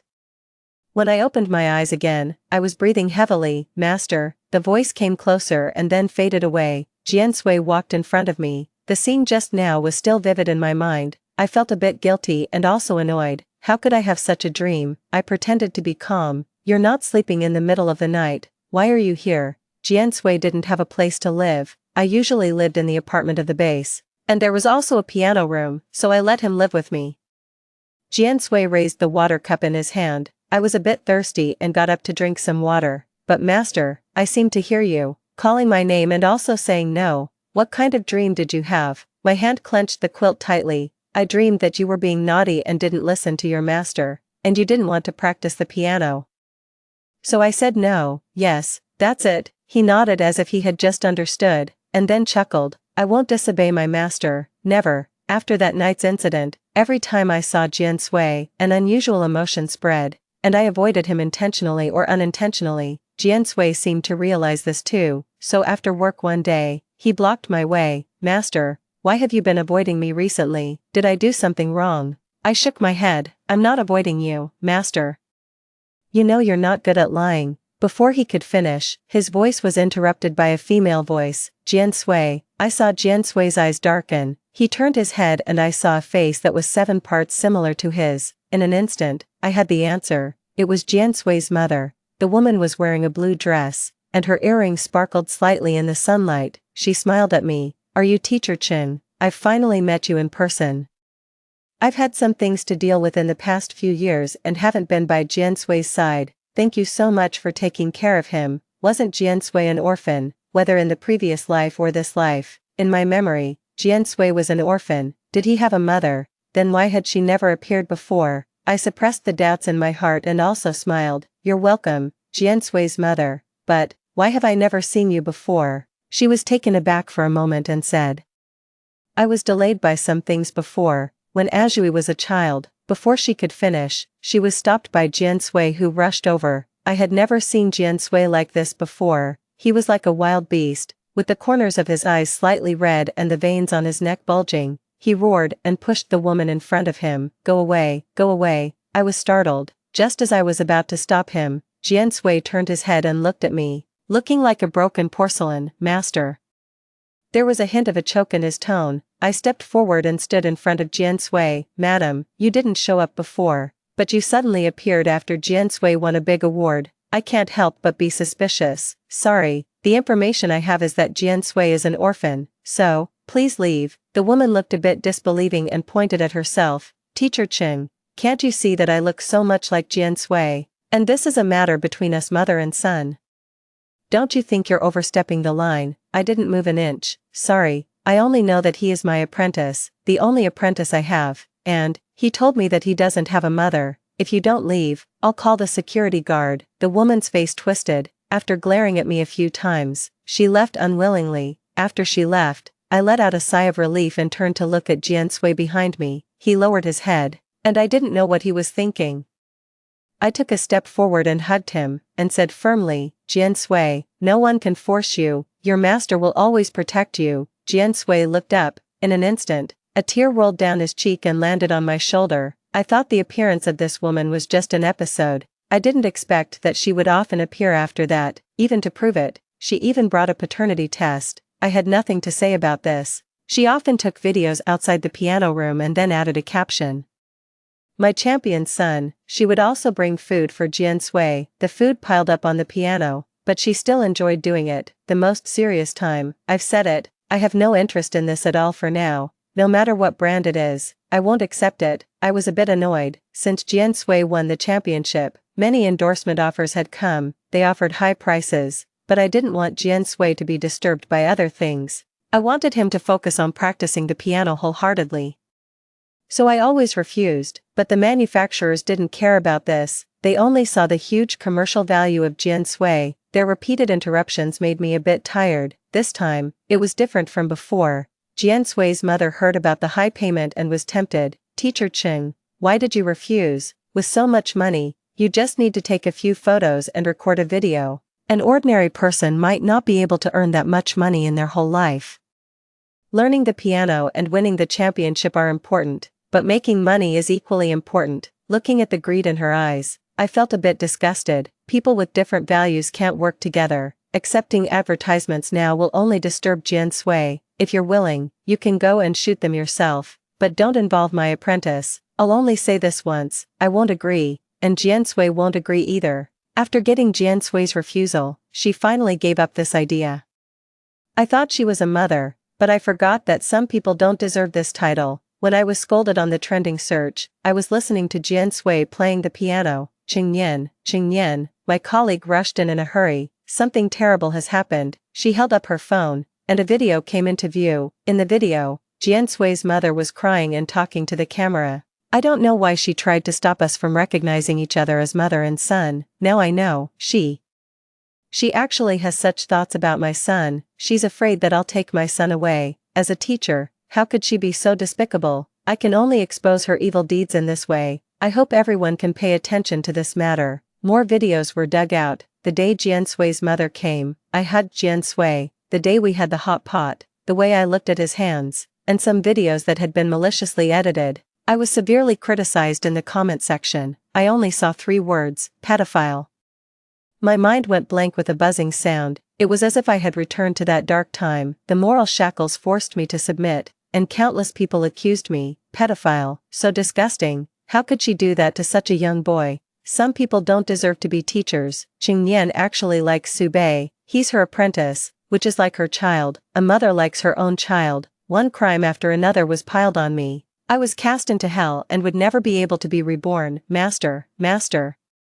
The anxious voice brought my thoughts back. Looking at Jian Sui in front of me with distinct features, my heart sank even deeper. In my previous life, I could say with a clear conscience that I had a clear conscience. What about this life? It seemed that I felt guilty. Master, don't worry, don't listen to their nonsense. As he spoke, he got up and was about to leave. I grabbed him. Jian Sui, sit down, he shouted. Master, sit down, or I won't be your master from now on.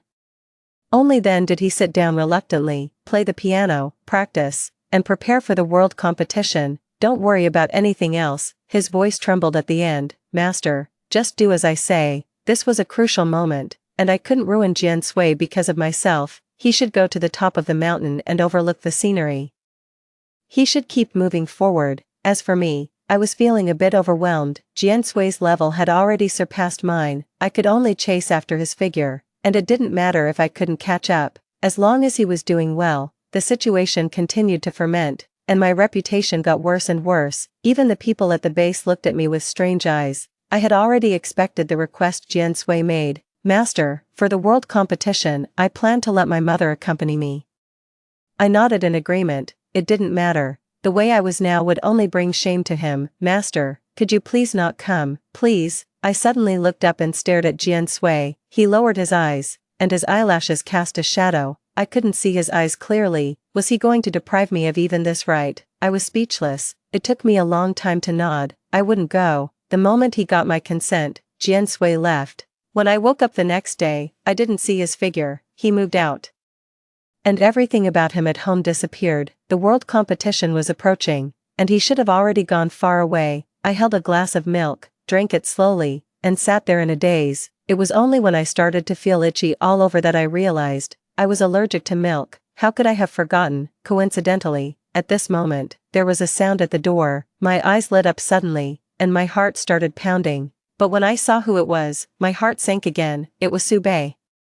What are you doing here? He walked closer slowly, squatted down, and admired my appearance. He gently stroked my cheek with the back of his hand. Master, how did you let yourself become like this? Now you know who loves you the most, right? I've already said that Jian Sui is thousands of times worse than me. I pushed him away with all my strength. He's thousands of times better than you. Get out of here and stay away from me. He easily grabbed my wrist and suddenly took out a syringe from behind and stabbed it into my arm. Master, take a good rest first. My consciousness gradually became blurred. When I woke up again, I was on a plane, feeling weak all over. A hand beside me covered me with a blanket. Master, are you awake? Where are you taking me? To the place you most want to go and to meet the person you most want to see. Master. Only when you see with your own eyes how Jian Sui shines under the spotlight and how he abandons you will you know how good I am. I tilted my head with great effort and looked at him. You did all of this, right? Since that girl appeared, I've been wondering, clearly, you are more dazzling, and Jian Sui was unknown, and even had a hearing problem. Why did you send that girl to approach Jian Sui? Later, Jian Sui's mother appeared. She hadn't shown up for such a long time. But she suddenly appeared recently. It was too coincidental. Until you showed up, all of this had a reasonable explanation. You know that Xiashan, so you found her and asked her to ruin Jian Sui. Later, you found Jian Sui's mother, and even the thing about the pedophilia was exposed by you, right? Su Bei rubbed his chin and listened to me patiently. After I finished speaking, he hooked my nose. So smart. My Yan, if it weren't for Xiashan, how could we have missed each other in our previous life? In this life, I want to take good revenge on her. I approached her, found her handle, and threatened her to approach Jian Sui. That fool couldn't even do such a small thing well. Do you know, she was almost killed by Jian Sui. Looking at my puzzled expression, he sneered, your apprentice is not a docile sheep but a wolf cub. Xiashan deliberately knocked off his hearing aid.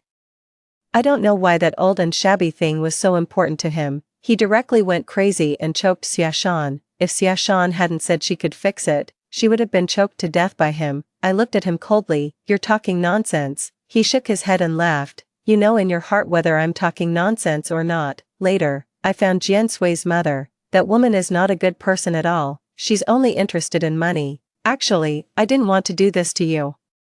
This was just a last resort. If you hadn't had a disagreement with her, why would she want to ruin you? To some extent, she's quite like Jian Sui, equally ruthless. My pupils shrank slightly, and it was hard for me to connect the Jian Sui he described with the one in my imagination, and Jian Sui's mother. What exactly had happened between her and Jian Sui? Su Bei took me to live in a villa. He fed me medicine regularly, making me feel weak all over. The international competition was tomorrow.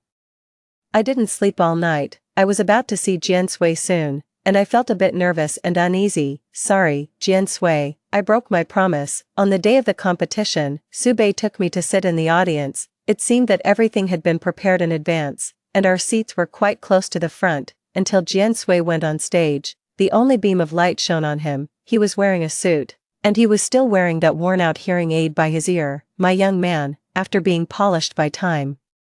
He was no longer the same as before. He walked to the piano, sat down. As his fingers went up and down, the sound of the piano rang out. He closed his eyes and was immersed in it. The whole audience was also immersed in it. I smiled. Su Bei, you will never be able to compare with him. Never. He had already struggled out of the darkness and climbed into the sunlight. From now on, he would only keep moving forward, become famous, and nothing could stop him. He was like spring. Su Bei's face darkened. And after a moment, he smiled. Master, it doesn't matter. You will accompany me to sink into the darkness. Even if he reaches the peak, you won't be with him anymore. You were sacrificed by him. Looking at the stage, the piano piece came to an end. Jian Sui stopped playing. Amidst the thunderous applause, I whispered, I'm willing to endure it. Jian Sui won the world award, and he took off the laurel crown. His mother walked down in an expensive custom-made dress. Yes, I am Jian Sui's mother. I'm very happy that Jian Sui has achieved this today. I hope he will get better and better in the future. His gaze turned to Jian Sui, who was standing in the center, holding a microphone. I'm guilty. When he spoke, the whole audience was in an uproar. So was I. When he spoke again, the whole audience fell silent. Since I can remember, I've been sitting at the piano, constantly practicing. The teacher praised me for my exceptional talent, and my mother was proud of me. Although I kept practicing, I still had no complaints because I loved the piano. I was born for it and existed for it. Later, I participated in competitions and won awards. Gradually, I always won the first place. My mother treated me well, but later, once, I had a fever. On that day, there was no one at home. I had a high fever of 41 degrees Celsius and never waited for my mother's arrival.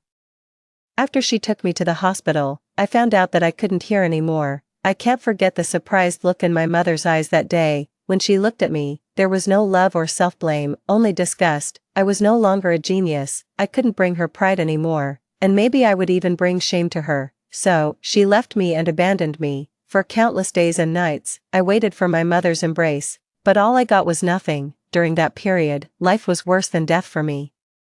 I hated the piano so much that I wanted to smash all the pianos in the world and tear up all the sheet music. I thought I would die like this, like a dim and dying star. But later, I met someone. she smiled brightly, picked me up from the dust, bought me a hearing aid, and rekindled my hope for life. Later, I finally became her apprentice as I wished. She said I was the next Beethoven. She led me to regain my love for the piano. Later, I realized that I didn't hate the piano.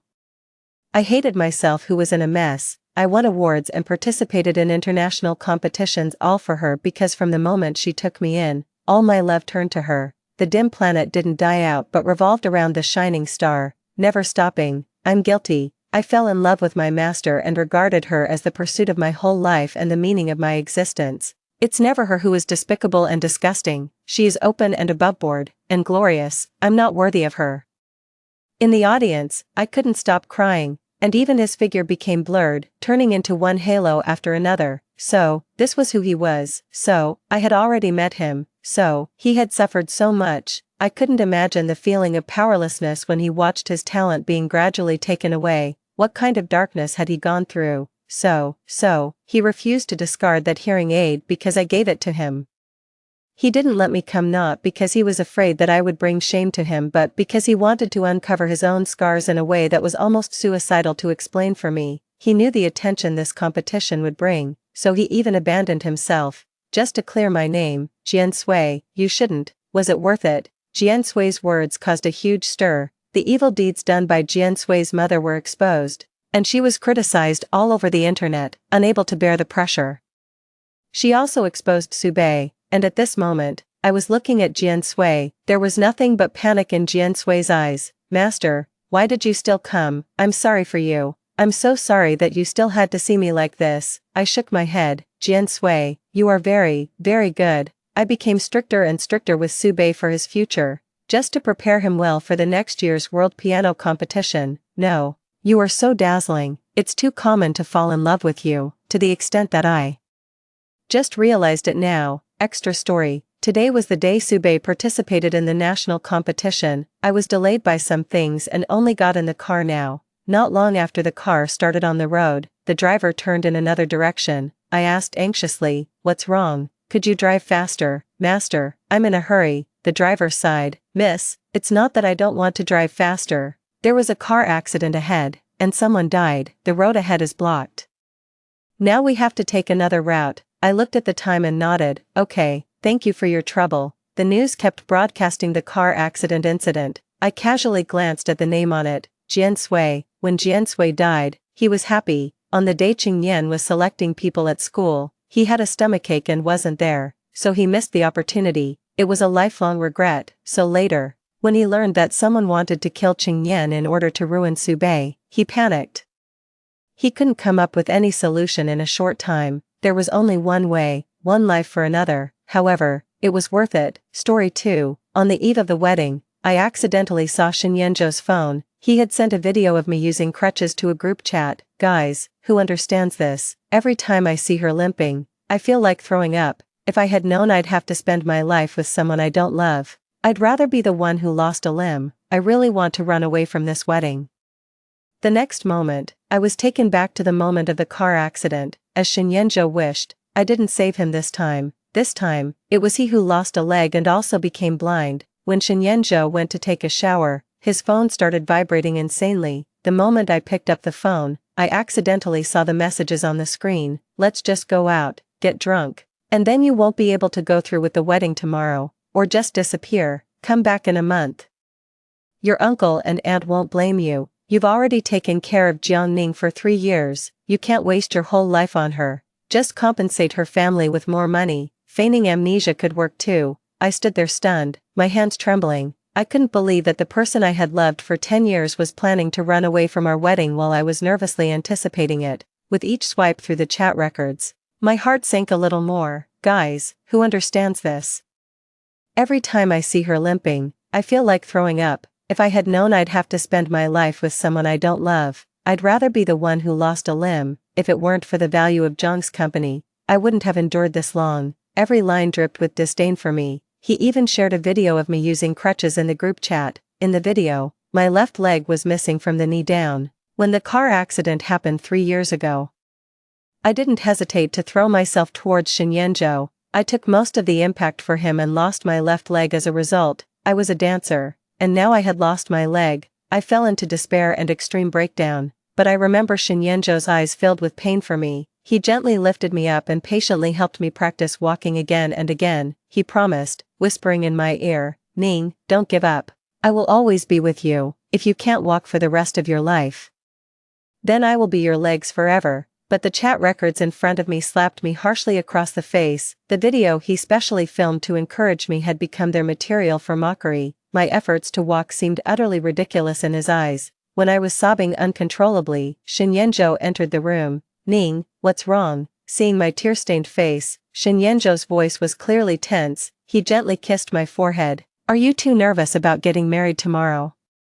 Do you have pre-wedding jitters, my Ning?" I silently turned my head away, biting my lip hard. Shinyenjo tried to hug me as I avoided him, but his face turned ghostly pale when he saw the phone screen. He snatched the phone from me, his eyes filled with panic. I used all my strength to stabilize my emotions, but still couldn't stop trembling. Faced with my accusations, Shinyenjo was speechless. After a long pause, he finally stopped pretending and his demeanor completely changed. Dropping all pretenses, he yelled at me, "What do you understand? Do you know how I've lived these past 3 years? At every gathering, everyone else brings their beautiful girlfriends, and I am always alone. People talk behind my back because my girlfriend is disabled.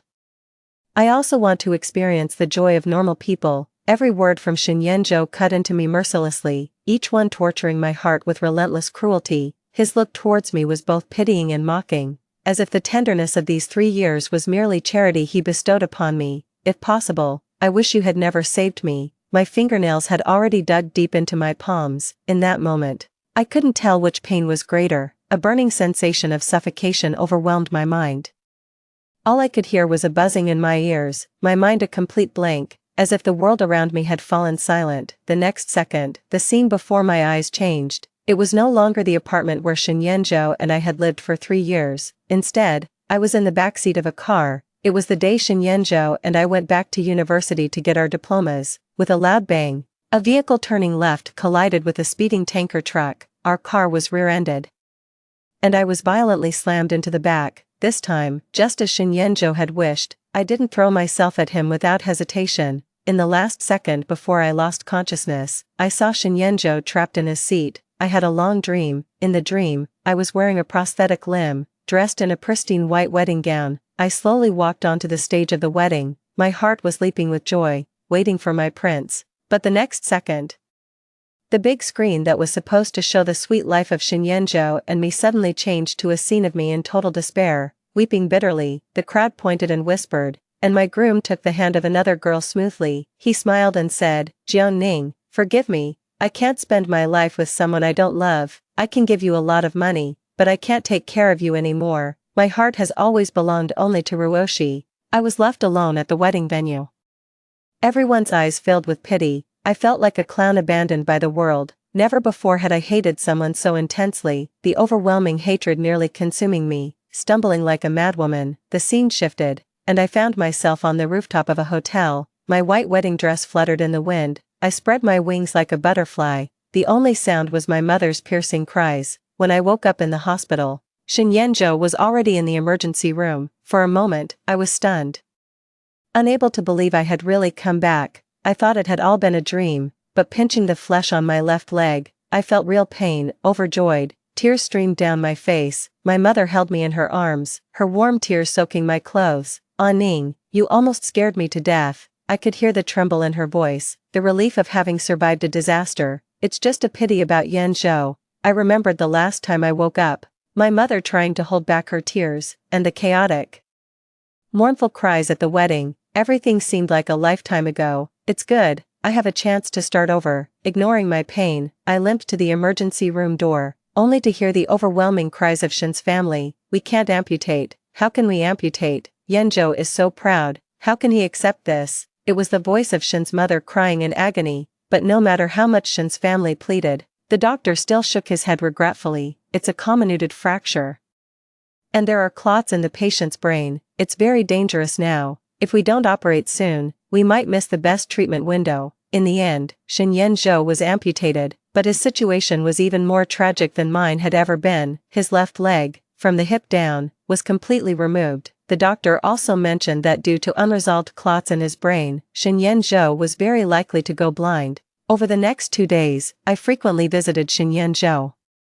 The person on the bed was pale and motionless, nothing like the once proud and indomitable Zhou. I silently stayed in the hospital room, determined to wait for him to wake up, ignoring even my own injuries. To others, it was obvious that I deeply loved Zhou. Even Shin's mother urged me to go home and rest. I stubbornly shook my head, squeezing out a few tears. She said, "I'm fine. I want to be here when Zhou wakes up. I'm afraid he'll be upset, actually."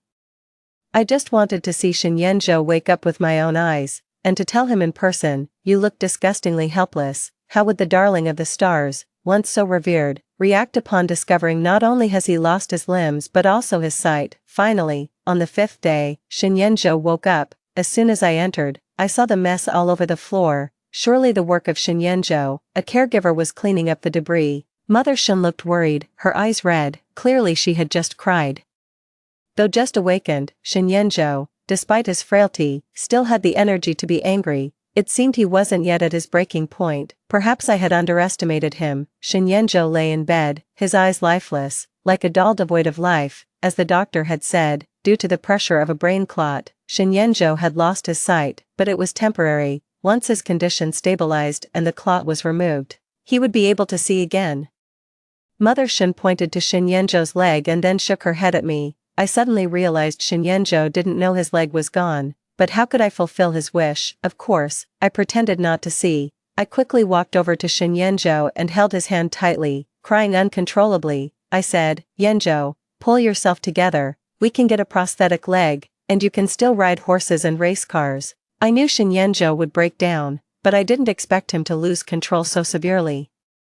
Suddenly, he gripped my hand tightly, his voice tense. "What did you say? Say it again." I was startled, but couldn't pull away. Enduring the pain in my hand, I continued to comfort him. "Zhou, if you want to cry, just cry. I'll always be here with you." Zhou, as if mad, tore off the four from his hand and struggled to feel for his leg, but he felt nothing. He was stunned at first. Then his whole body began to tremble. He roared and fiercely pounded on his right leg. Veins bulging on his hand, Mother Shin cried and tried to pull Zhou away, but he pushed her back. The room was left with only his hoarse, desperate shouting, "Get out, all of you get out." After a long while, Zhou seemed exhausted. He let go, his expression desolate. His low sobbing continued, like a trapped beast, as I stood by. I sneered coldly, tears rolling down my face, but I wasn't crying for Zhou. It was as if I was seeing myself from the past. In my previous life, when I first learned that I had lost my limbs, I felt the same despair. I had studied ballet for 18 years, even my teacher said I was the brightest star on the stage, but without my legs, my dream was shattered. I will always remember those darkest days. I locked myself in my room all day, unwilling to see anyone.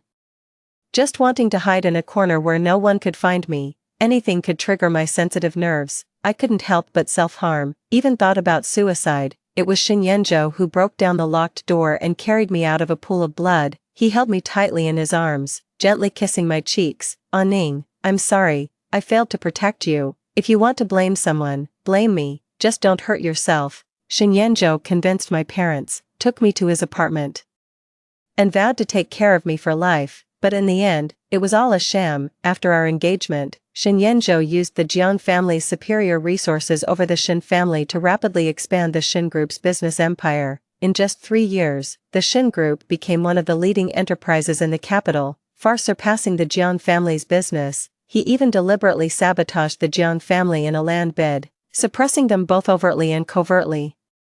I had heard my mother mention it gently a few times, but at that time I was too dependent on Zhou and didn't realize what the person I loved most was plotting. It wasn't until I saw those chat messages that I realized just how badly I had misunderstood everything. Looking at Zhou lying in agony on the bed, a thought emerged in my mind. Since I had been given a second chance at life, I was determined to repay Zhou for everything he had done to me. He didn't like me, did he?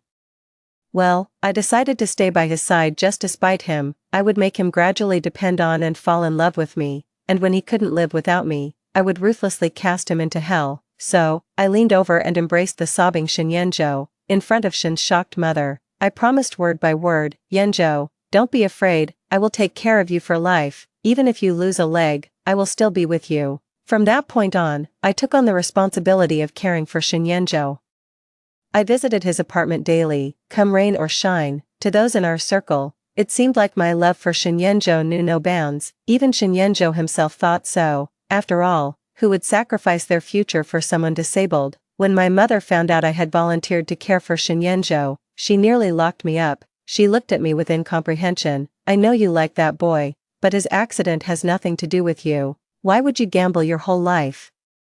I was reminded again of Shinyenjo's cold questioning. "Jiang-ning, go ask your parents how they pressured me." I didn't know what methods my parents used to make Shinyenjo compromise, regardless of how reluctant and resentful he was. He even managed to suppress his disgust to care for me for 3 years, but I would never get an answer to that now. After assuring her that I was fully aware of what I was doing, my mother finally relented. As before, after losing a limb, Shinyenjo became irritable and quick-tempered. Being blind made him even more sensitive and suspicious. He would complain about the loud footsteps of the caretakers or criticize the chef's cooking. In just half a month, he had replaced several caretakers. He smashed things at his bedside countless times. No one could soothe Shinyenjo, except for me, because I alone knew of Shinyenjo's pride. I knew what he needed and what he was most sensitive about. When he pursed his lips unintentionally, I would promptly bring him a cup of hot water. When he shifted restlessly, I would help him to the bathroom. Shinyenjo didn't like the meals prepared by the chefs, but he enjoyed the soups I made. No one knew how many times I had made soup for Shinyenjo in our past life. I knew his preferences all too well. In less than a month, all the servants and caretakers had been driven out by Shinyenjo. From then on, only I could enter his room. Sometimes Shinyenjo would show a confused expression. "Ah-ning, you are so good to me, but Ah-ning, I don't deserve you now. You really don't have to." I knew Shinyenjo had begun to rely on me, but what I wanted was still far from enough. I placed my finger on his lips, my voice as gentle as water. "I know everything. I just care about you deeply, and as long as you can recover, nothing else matters to me." Shinyenjo didn't say anything more, but his eyes softened even further, with my attentive care. Shinyenjo's temper gradually improved. He smashed things much less frequently. Shinyenjo was clearly becoming more dependent on me, but I knew he hadn't completely fallen in love with me yet, because he still harbored feelings for his first love deep down. As his physical condition improved, it became possible to remove the blood clots in Shinyenjo's brain. The Shin family hired one of the top surgeons in the country for the operation. The surgery was a success. On the day the bandages were removed, Shinyenjo's mood visibly lifted. His eyes constantly wandered to the door. I knew who he was waiting for. After numerous glances, a figure in white finally appeared. Chinruoshi was a talented dancer from University A and my roommate. Many people referred to us as the two beauties of the dance department at University A, graceful in stature and skilled in dance. In our sophomore year, Shinyenjo had almost fallen in love with Chinruoshi at first sight. Ever since then, whenever Shinyenjo came to see me, it was actually for Chinruoshi. I've liked Shinyenjo for 10 years, and it would be a lie to say it hasn't been hard. Although Shinyenjo has never rejected me, he has also never directly responded to my feelings. I knew I had lost completely and had quietly stepped back, yet, it seemed that the two of them were not together either. I was never jealous of Chinruoshi. It was only the eve of the wedding. When I found their chat history on Shinyenjo's phone, "Yenjo, I've missed you these 3 years." "Me too. I regret not accepting you when you liked me. Only now do I realize that you are the one I truly love." "Yenjo, if I come back to snatch the wedding, would you go with me?" "I would, every day since being reborn." Whenever I think of those words, I still feel sick to my stomach. I wanted to see if Chinruoshi, who had publicly snatched a wedding in a previous life, would still love Shinyenjo. So, as Chinruoshi tearfully pitied Shinyenjo, I brought the tools to change his dressing. "Yenjo, it's time to change your dressing." The ambiguous atmosphere was abruptly halted, and the air froze for a moment. I hesitated and then stood there embarrassed. Is this a bad time? But the doctor said the dressing needs to be changed at this time every day. "It's fine, Jiang-ning, give it to me. I can take care of Yenjo." Chinruoshi took the things from my hands, preparing to change Shinyenjo's dressing. Seeing Chinruoshi take initiative, of course, I was pleased. I was afraid she wouldn't witness this scene. As Chinruoshi carefully removed the gauze from Shinyenjo's leg, she was visibly shocked. Shinyenjo's left leg had been amputated from the thigh, the amputation site was still healing, the wound was raised and ghastly, the scars spread wildly across the skin like a fierce beast, chilling to the core. With a clang, the medicine bottle in Chinruoshi's hand fell and shattered on the floor. She also visibly stepped back, her face showed shock and fear, the atmosphere froze again. And the room was so quiet that even everyone's breathing could be heard. Yenjo, I'm sorry, I didn't mean to. Chinruoshi's voice trembled, and in Shinyenjo's eyes were hurt and disappointment. You two talk, I'll step out. Not wanting to get involved in their entanglement, I tactfully left the room. I heard Shinyenjo's hoarse voice questioning, are you that afraid of me? Am I so frightening? Yenjo, I really didn't mean it, Chinruoshi stuttered, her voice filled with suppressed sobs. Soon after, there was the sound of things being thrown inside. I couldn't help but sneer.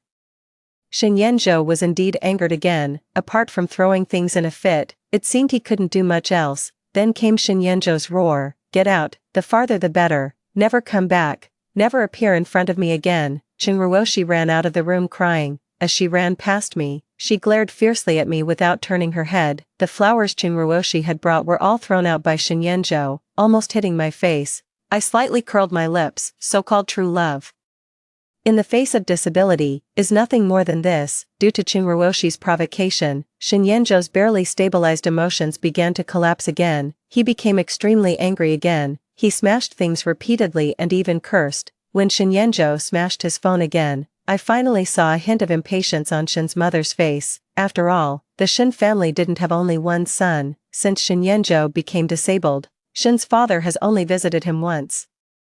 I could tell that Shin's father had given up on his son Shinyenjo. Shin's mother has also been overwhelmed lately, not only dealing with another woman and an illegitimate child but also managing the company's affairs. Moreover, with Shinyenjo's volatile mood, I guess no one could tolerate it for too long. Mrs. Shin no longer visited Shinyenjo every day, opting to come every few days instead. Shinyenjo seemed to sense the change in his mother, and his temper flared more frequently. Whenever Shinyenjo lost his temper, I would silently stand behind the door and watch. Since he didn't allow strangers close, the servants dared not approach. When he demanded water, I pretended not to hear. Only after he shouted several times and became furious would I cleverly appear. Then, I would hold his hand tightly and gently soothe him. Yenjo, I'm sorry, I was making soup and didn't hear you call. I'll make sure to come quicker next time. Don't be angry, it's not good for your health. Even in his rage, Shinyenjo would glare at me. I could only stubbornly turn away, wiping my tears in hurt. If you really hate me that much, I can leave. Finally, Shinyenjo showed a panicked expression, gripping my hand tightly, humble and fragile. Aining, don't go, you're all I have left. As time passed, I gradually realized that Shinyenjo had become dependent on me. Shinyenjo's health was gradually improving, and I had finally achieved my dream of joining the ballet troupe in City A. After 3 years, I was back on the familiar stage. I was so moved, I was nearly in tears. Dancing to the lively music, I flexed my feet and stretched my shoulders, fluttering like a butterfly. As I stretched my arms upward, it felt like I could almost touch the dazzling stars. With each leap and turn, I felt a continuous surge of strength fill my heart, due to my outstanding performance.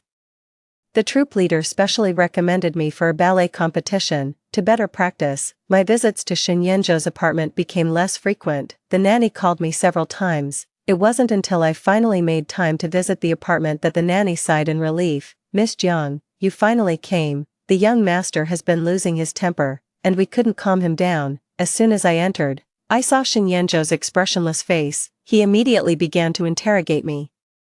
What have you been busy with lately? Why haven't you come to see me? I raised my eyebrows secretly, noting the prideful Shinyenjo was just as usual. I smiled at Shinyenjo, happily saying, before graduating, I applied to the ballet troupe in City A, and I've been accepted. Moreover, the leader has even asked me to represent the troupe in a competition. I deliberately ignored Shinyenjo's increasingly solemn face, and my spirits rose as I spoke. Jiang Ning, that's enough. I covered my lips, pretending to have slipped up. Then I glanced at Shinyenjo's empty left leg. I bowed my head apologetically. Yenjo, I'm sorry, I didn't mean to. I paused, then continued. I've just been so happy lately. I've been focusing on dancing and neglected you. After the competition, I will definitely. Before I could finish, Shinyenjo slammed his fist on the table. So you're just watching my leg be useless, trying to provoke me, is that it? He sneered with a twisted smile.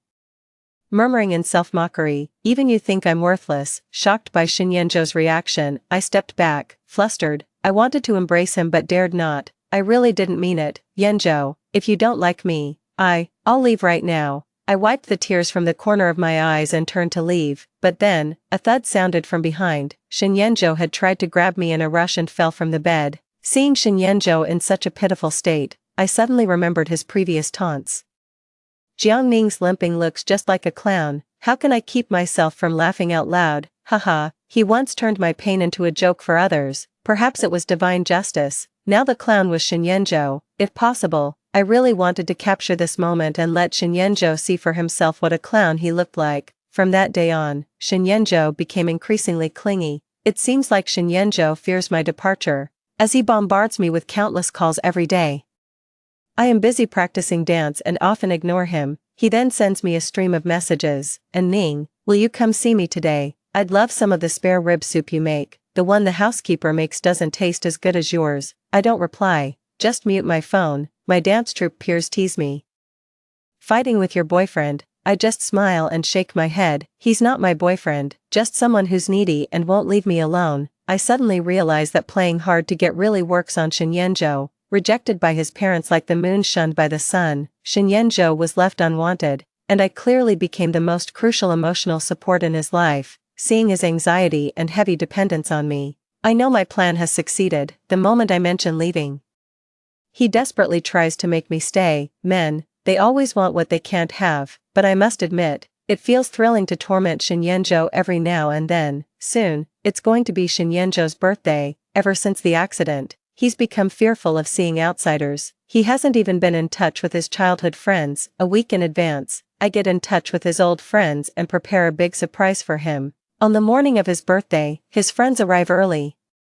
They bring a huge bouquet of flowers. His closest buddy even specially prepares a limited edition sports car to surprise Shinyenjo. They enter as Shinyenjo is practicing walking with his crutches. Look what we've got for you, brother, the latest sports car. At that moment, I clearly see the shock in everyone's eyes. It seems the outside world is still unaware of the Shin family scion's disability. Stumbling over their words, they call out, "Brother Shin, you." Shinyenjo's face turns ashen, his eyes mixing embarrassment and discomfort. Who would have thought that Shinyenjo, once admired by all, would be in such a state now? Since the accident, the last thing Shinyenjo wants to hear about is cars. His racing buddies arriving undoubtedly rub salt into his wounds. He clenches his fists, veins bulging on his hands. Upon seeing the car keys in his friend's hand, he nearly roars, "Who asked you to come? Get out, all of you." Alas, a good birthday party ruined. I escort Shinyenjo's friends out the door, apologizing awkwardly. I say, "Don't take it to heart. Yenjo just hasn't accepted it yet." Everyone nods understandingly and leaves with a look of pity. Back in the room, I face Shinyenjo's grim expression. He grits his teeth and asks me, "Jiangning, did you do this on purpose, to make them come and laugh at me?" I look down at him, neither confirming nor denying. In a flash, Shinyenjo's face fills with immense sorrow. He looks at me almost pleadingly. "Why would you do this? I was ready to spend my life with you. I love you so much." I can't help but laugh. Back when I needed his love the most, he found me utterly disgusting. Every intimate moment, he would complain in his group chat, "She's so gross, I don't even want to touch her. When will this end?" And now, the tables have turned. He's ready to spend his life with me, says he loves me. What a joke. Such cheap love. I don't need it. But now it's my turn to find him revolting, so I recite the words I prepared. "Guys, who understands? Every time I see her limp, I want to vomit. If I knew I had to spend my life with someone I didn't love, I'd rather have been the one to lose a limb. I wish I could run away from this wedding." Watching Shinyenjo's increasingly confused face, I step closer, smiling as I whisper in his ear, "How does it feel to be trampled upon? But in our past life, that's exactly how you treated me. You, a cripple. What makes you think I would love you wholeheartedly?" Shinyenjo seems to remember something. Clutching his head tightly, due to the intense pain, he collapses to the ground, rolling around, moaning in agony, his forehead breaking out in a cold sweat. I watch indifferently, feeling utterly gratified inside. No one knows the nightmares I've had since I came back to life. In my dreams, Shinyenjo pretends to love me more than anything, but behind my back, He cruelly pushes me towards the abyss. Numerous nights, I wake up from these dreams, my heart pounding for a long time. I fear that this rebirth is just a dream. Upon waking, I might once again be Jiang Ning, the one abandoned at her wedding. I stared coldly at his amputated leg and mocked him. Shen Yanzhou, you look disgusting without a leg. Finally, Shen Yanzhou on the ground completely broke down. He stared at me intensely, his eyes bloodshot, and a low roar came from his throat. He looked utterly pitiful. I didn't bother with him anymore. I opened the door and left. All I could hear were his pitiful pleas. Ning, don't go. Please. 14. Shen Yanzhou and I have completely broken off. I no longer have to visit his apartment. I'm just focusing on preparing for the ballet competition. After a few days, the news that Shen Yanzhou had become a cripple spread throughout the circle. Shen's mother called me several times, begging me to visit him. I refused several times. But she persisted. Ning, please go see Yanzhou. He won't listen to us. Only you can comfort him. Please, for all the kindness I've shown you over the years, find some time to visit him in the hospital. After hanging up, I couldn't help but laugh. After how I treated Shen Yanzhou, he still wanted me to visit him. Wasn't he afraid I might say something to hurt him again? To focus on the competition, I chose to ignore it. I practiced day and night. No one knows how much sweat I shed, only I know.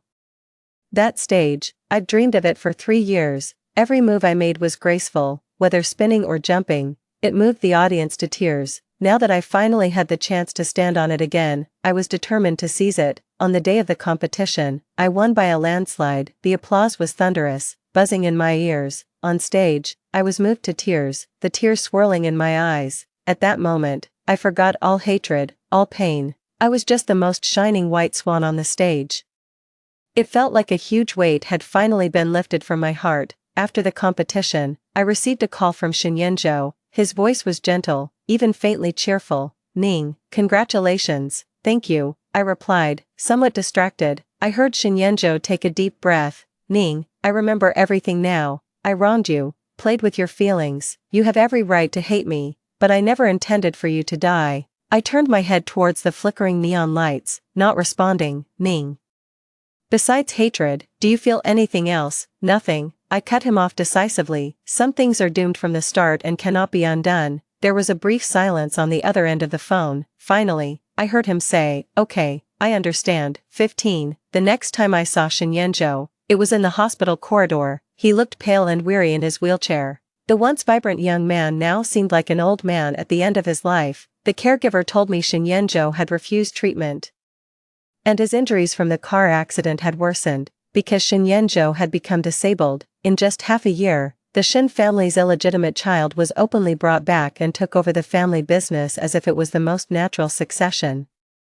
Shen's mother was so angry she had to be hospitalized, and the Shen family was in complete turmoil, and Shen Yanzhou seemed to have no desire to fight it. Day after day, he stayed in his apartment, staring blankly at the begonias in the courtyard. When our eyes met, Shen Yanzhou was visibly startled. There was an undeniable hope in his eyes. Jiang Ning, are you here for me? After asking, he laughed self-deprecatingly. Why would you? You hate me. He looked at me cautiously. Jiang Ning.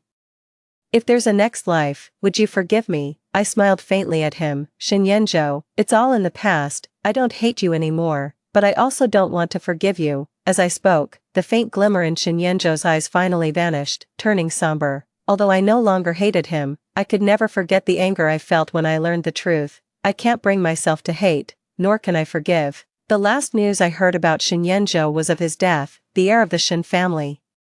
Shen Yanzhou took his own life at 3 in the morning in his private apartment at Haitang Bay. He died by slashing his wrists, and beside him was a bouquet of bright begonias. Begonias are my favorite flowers. In a past life, to make me happy, Shen Yanzhou planted a garden full of them. Perhaps at that time, Shen Yanzhou truly cared for me. As the breeze drifts through the window, stirring my thoughts, I seem to see once again that boy I once truly adored. When I won a competition, he would present me with a bouquet of flowers. He'd take me out to celebrate all night long. If I did poorly on a test and got scolded, he'd drag me to the library to study. When I was so mad I couldn't speak, he would tap my forehead with a mix of frustration and affection. I'd also squeeze through the crowd, foolishly clutching his backpack, watching him play a game of basketball. Then, riding our bikes home together.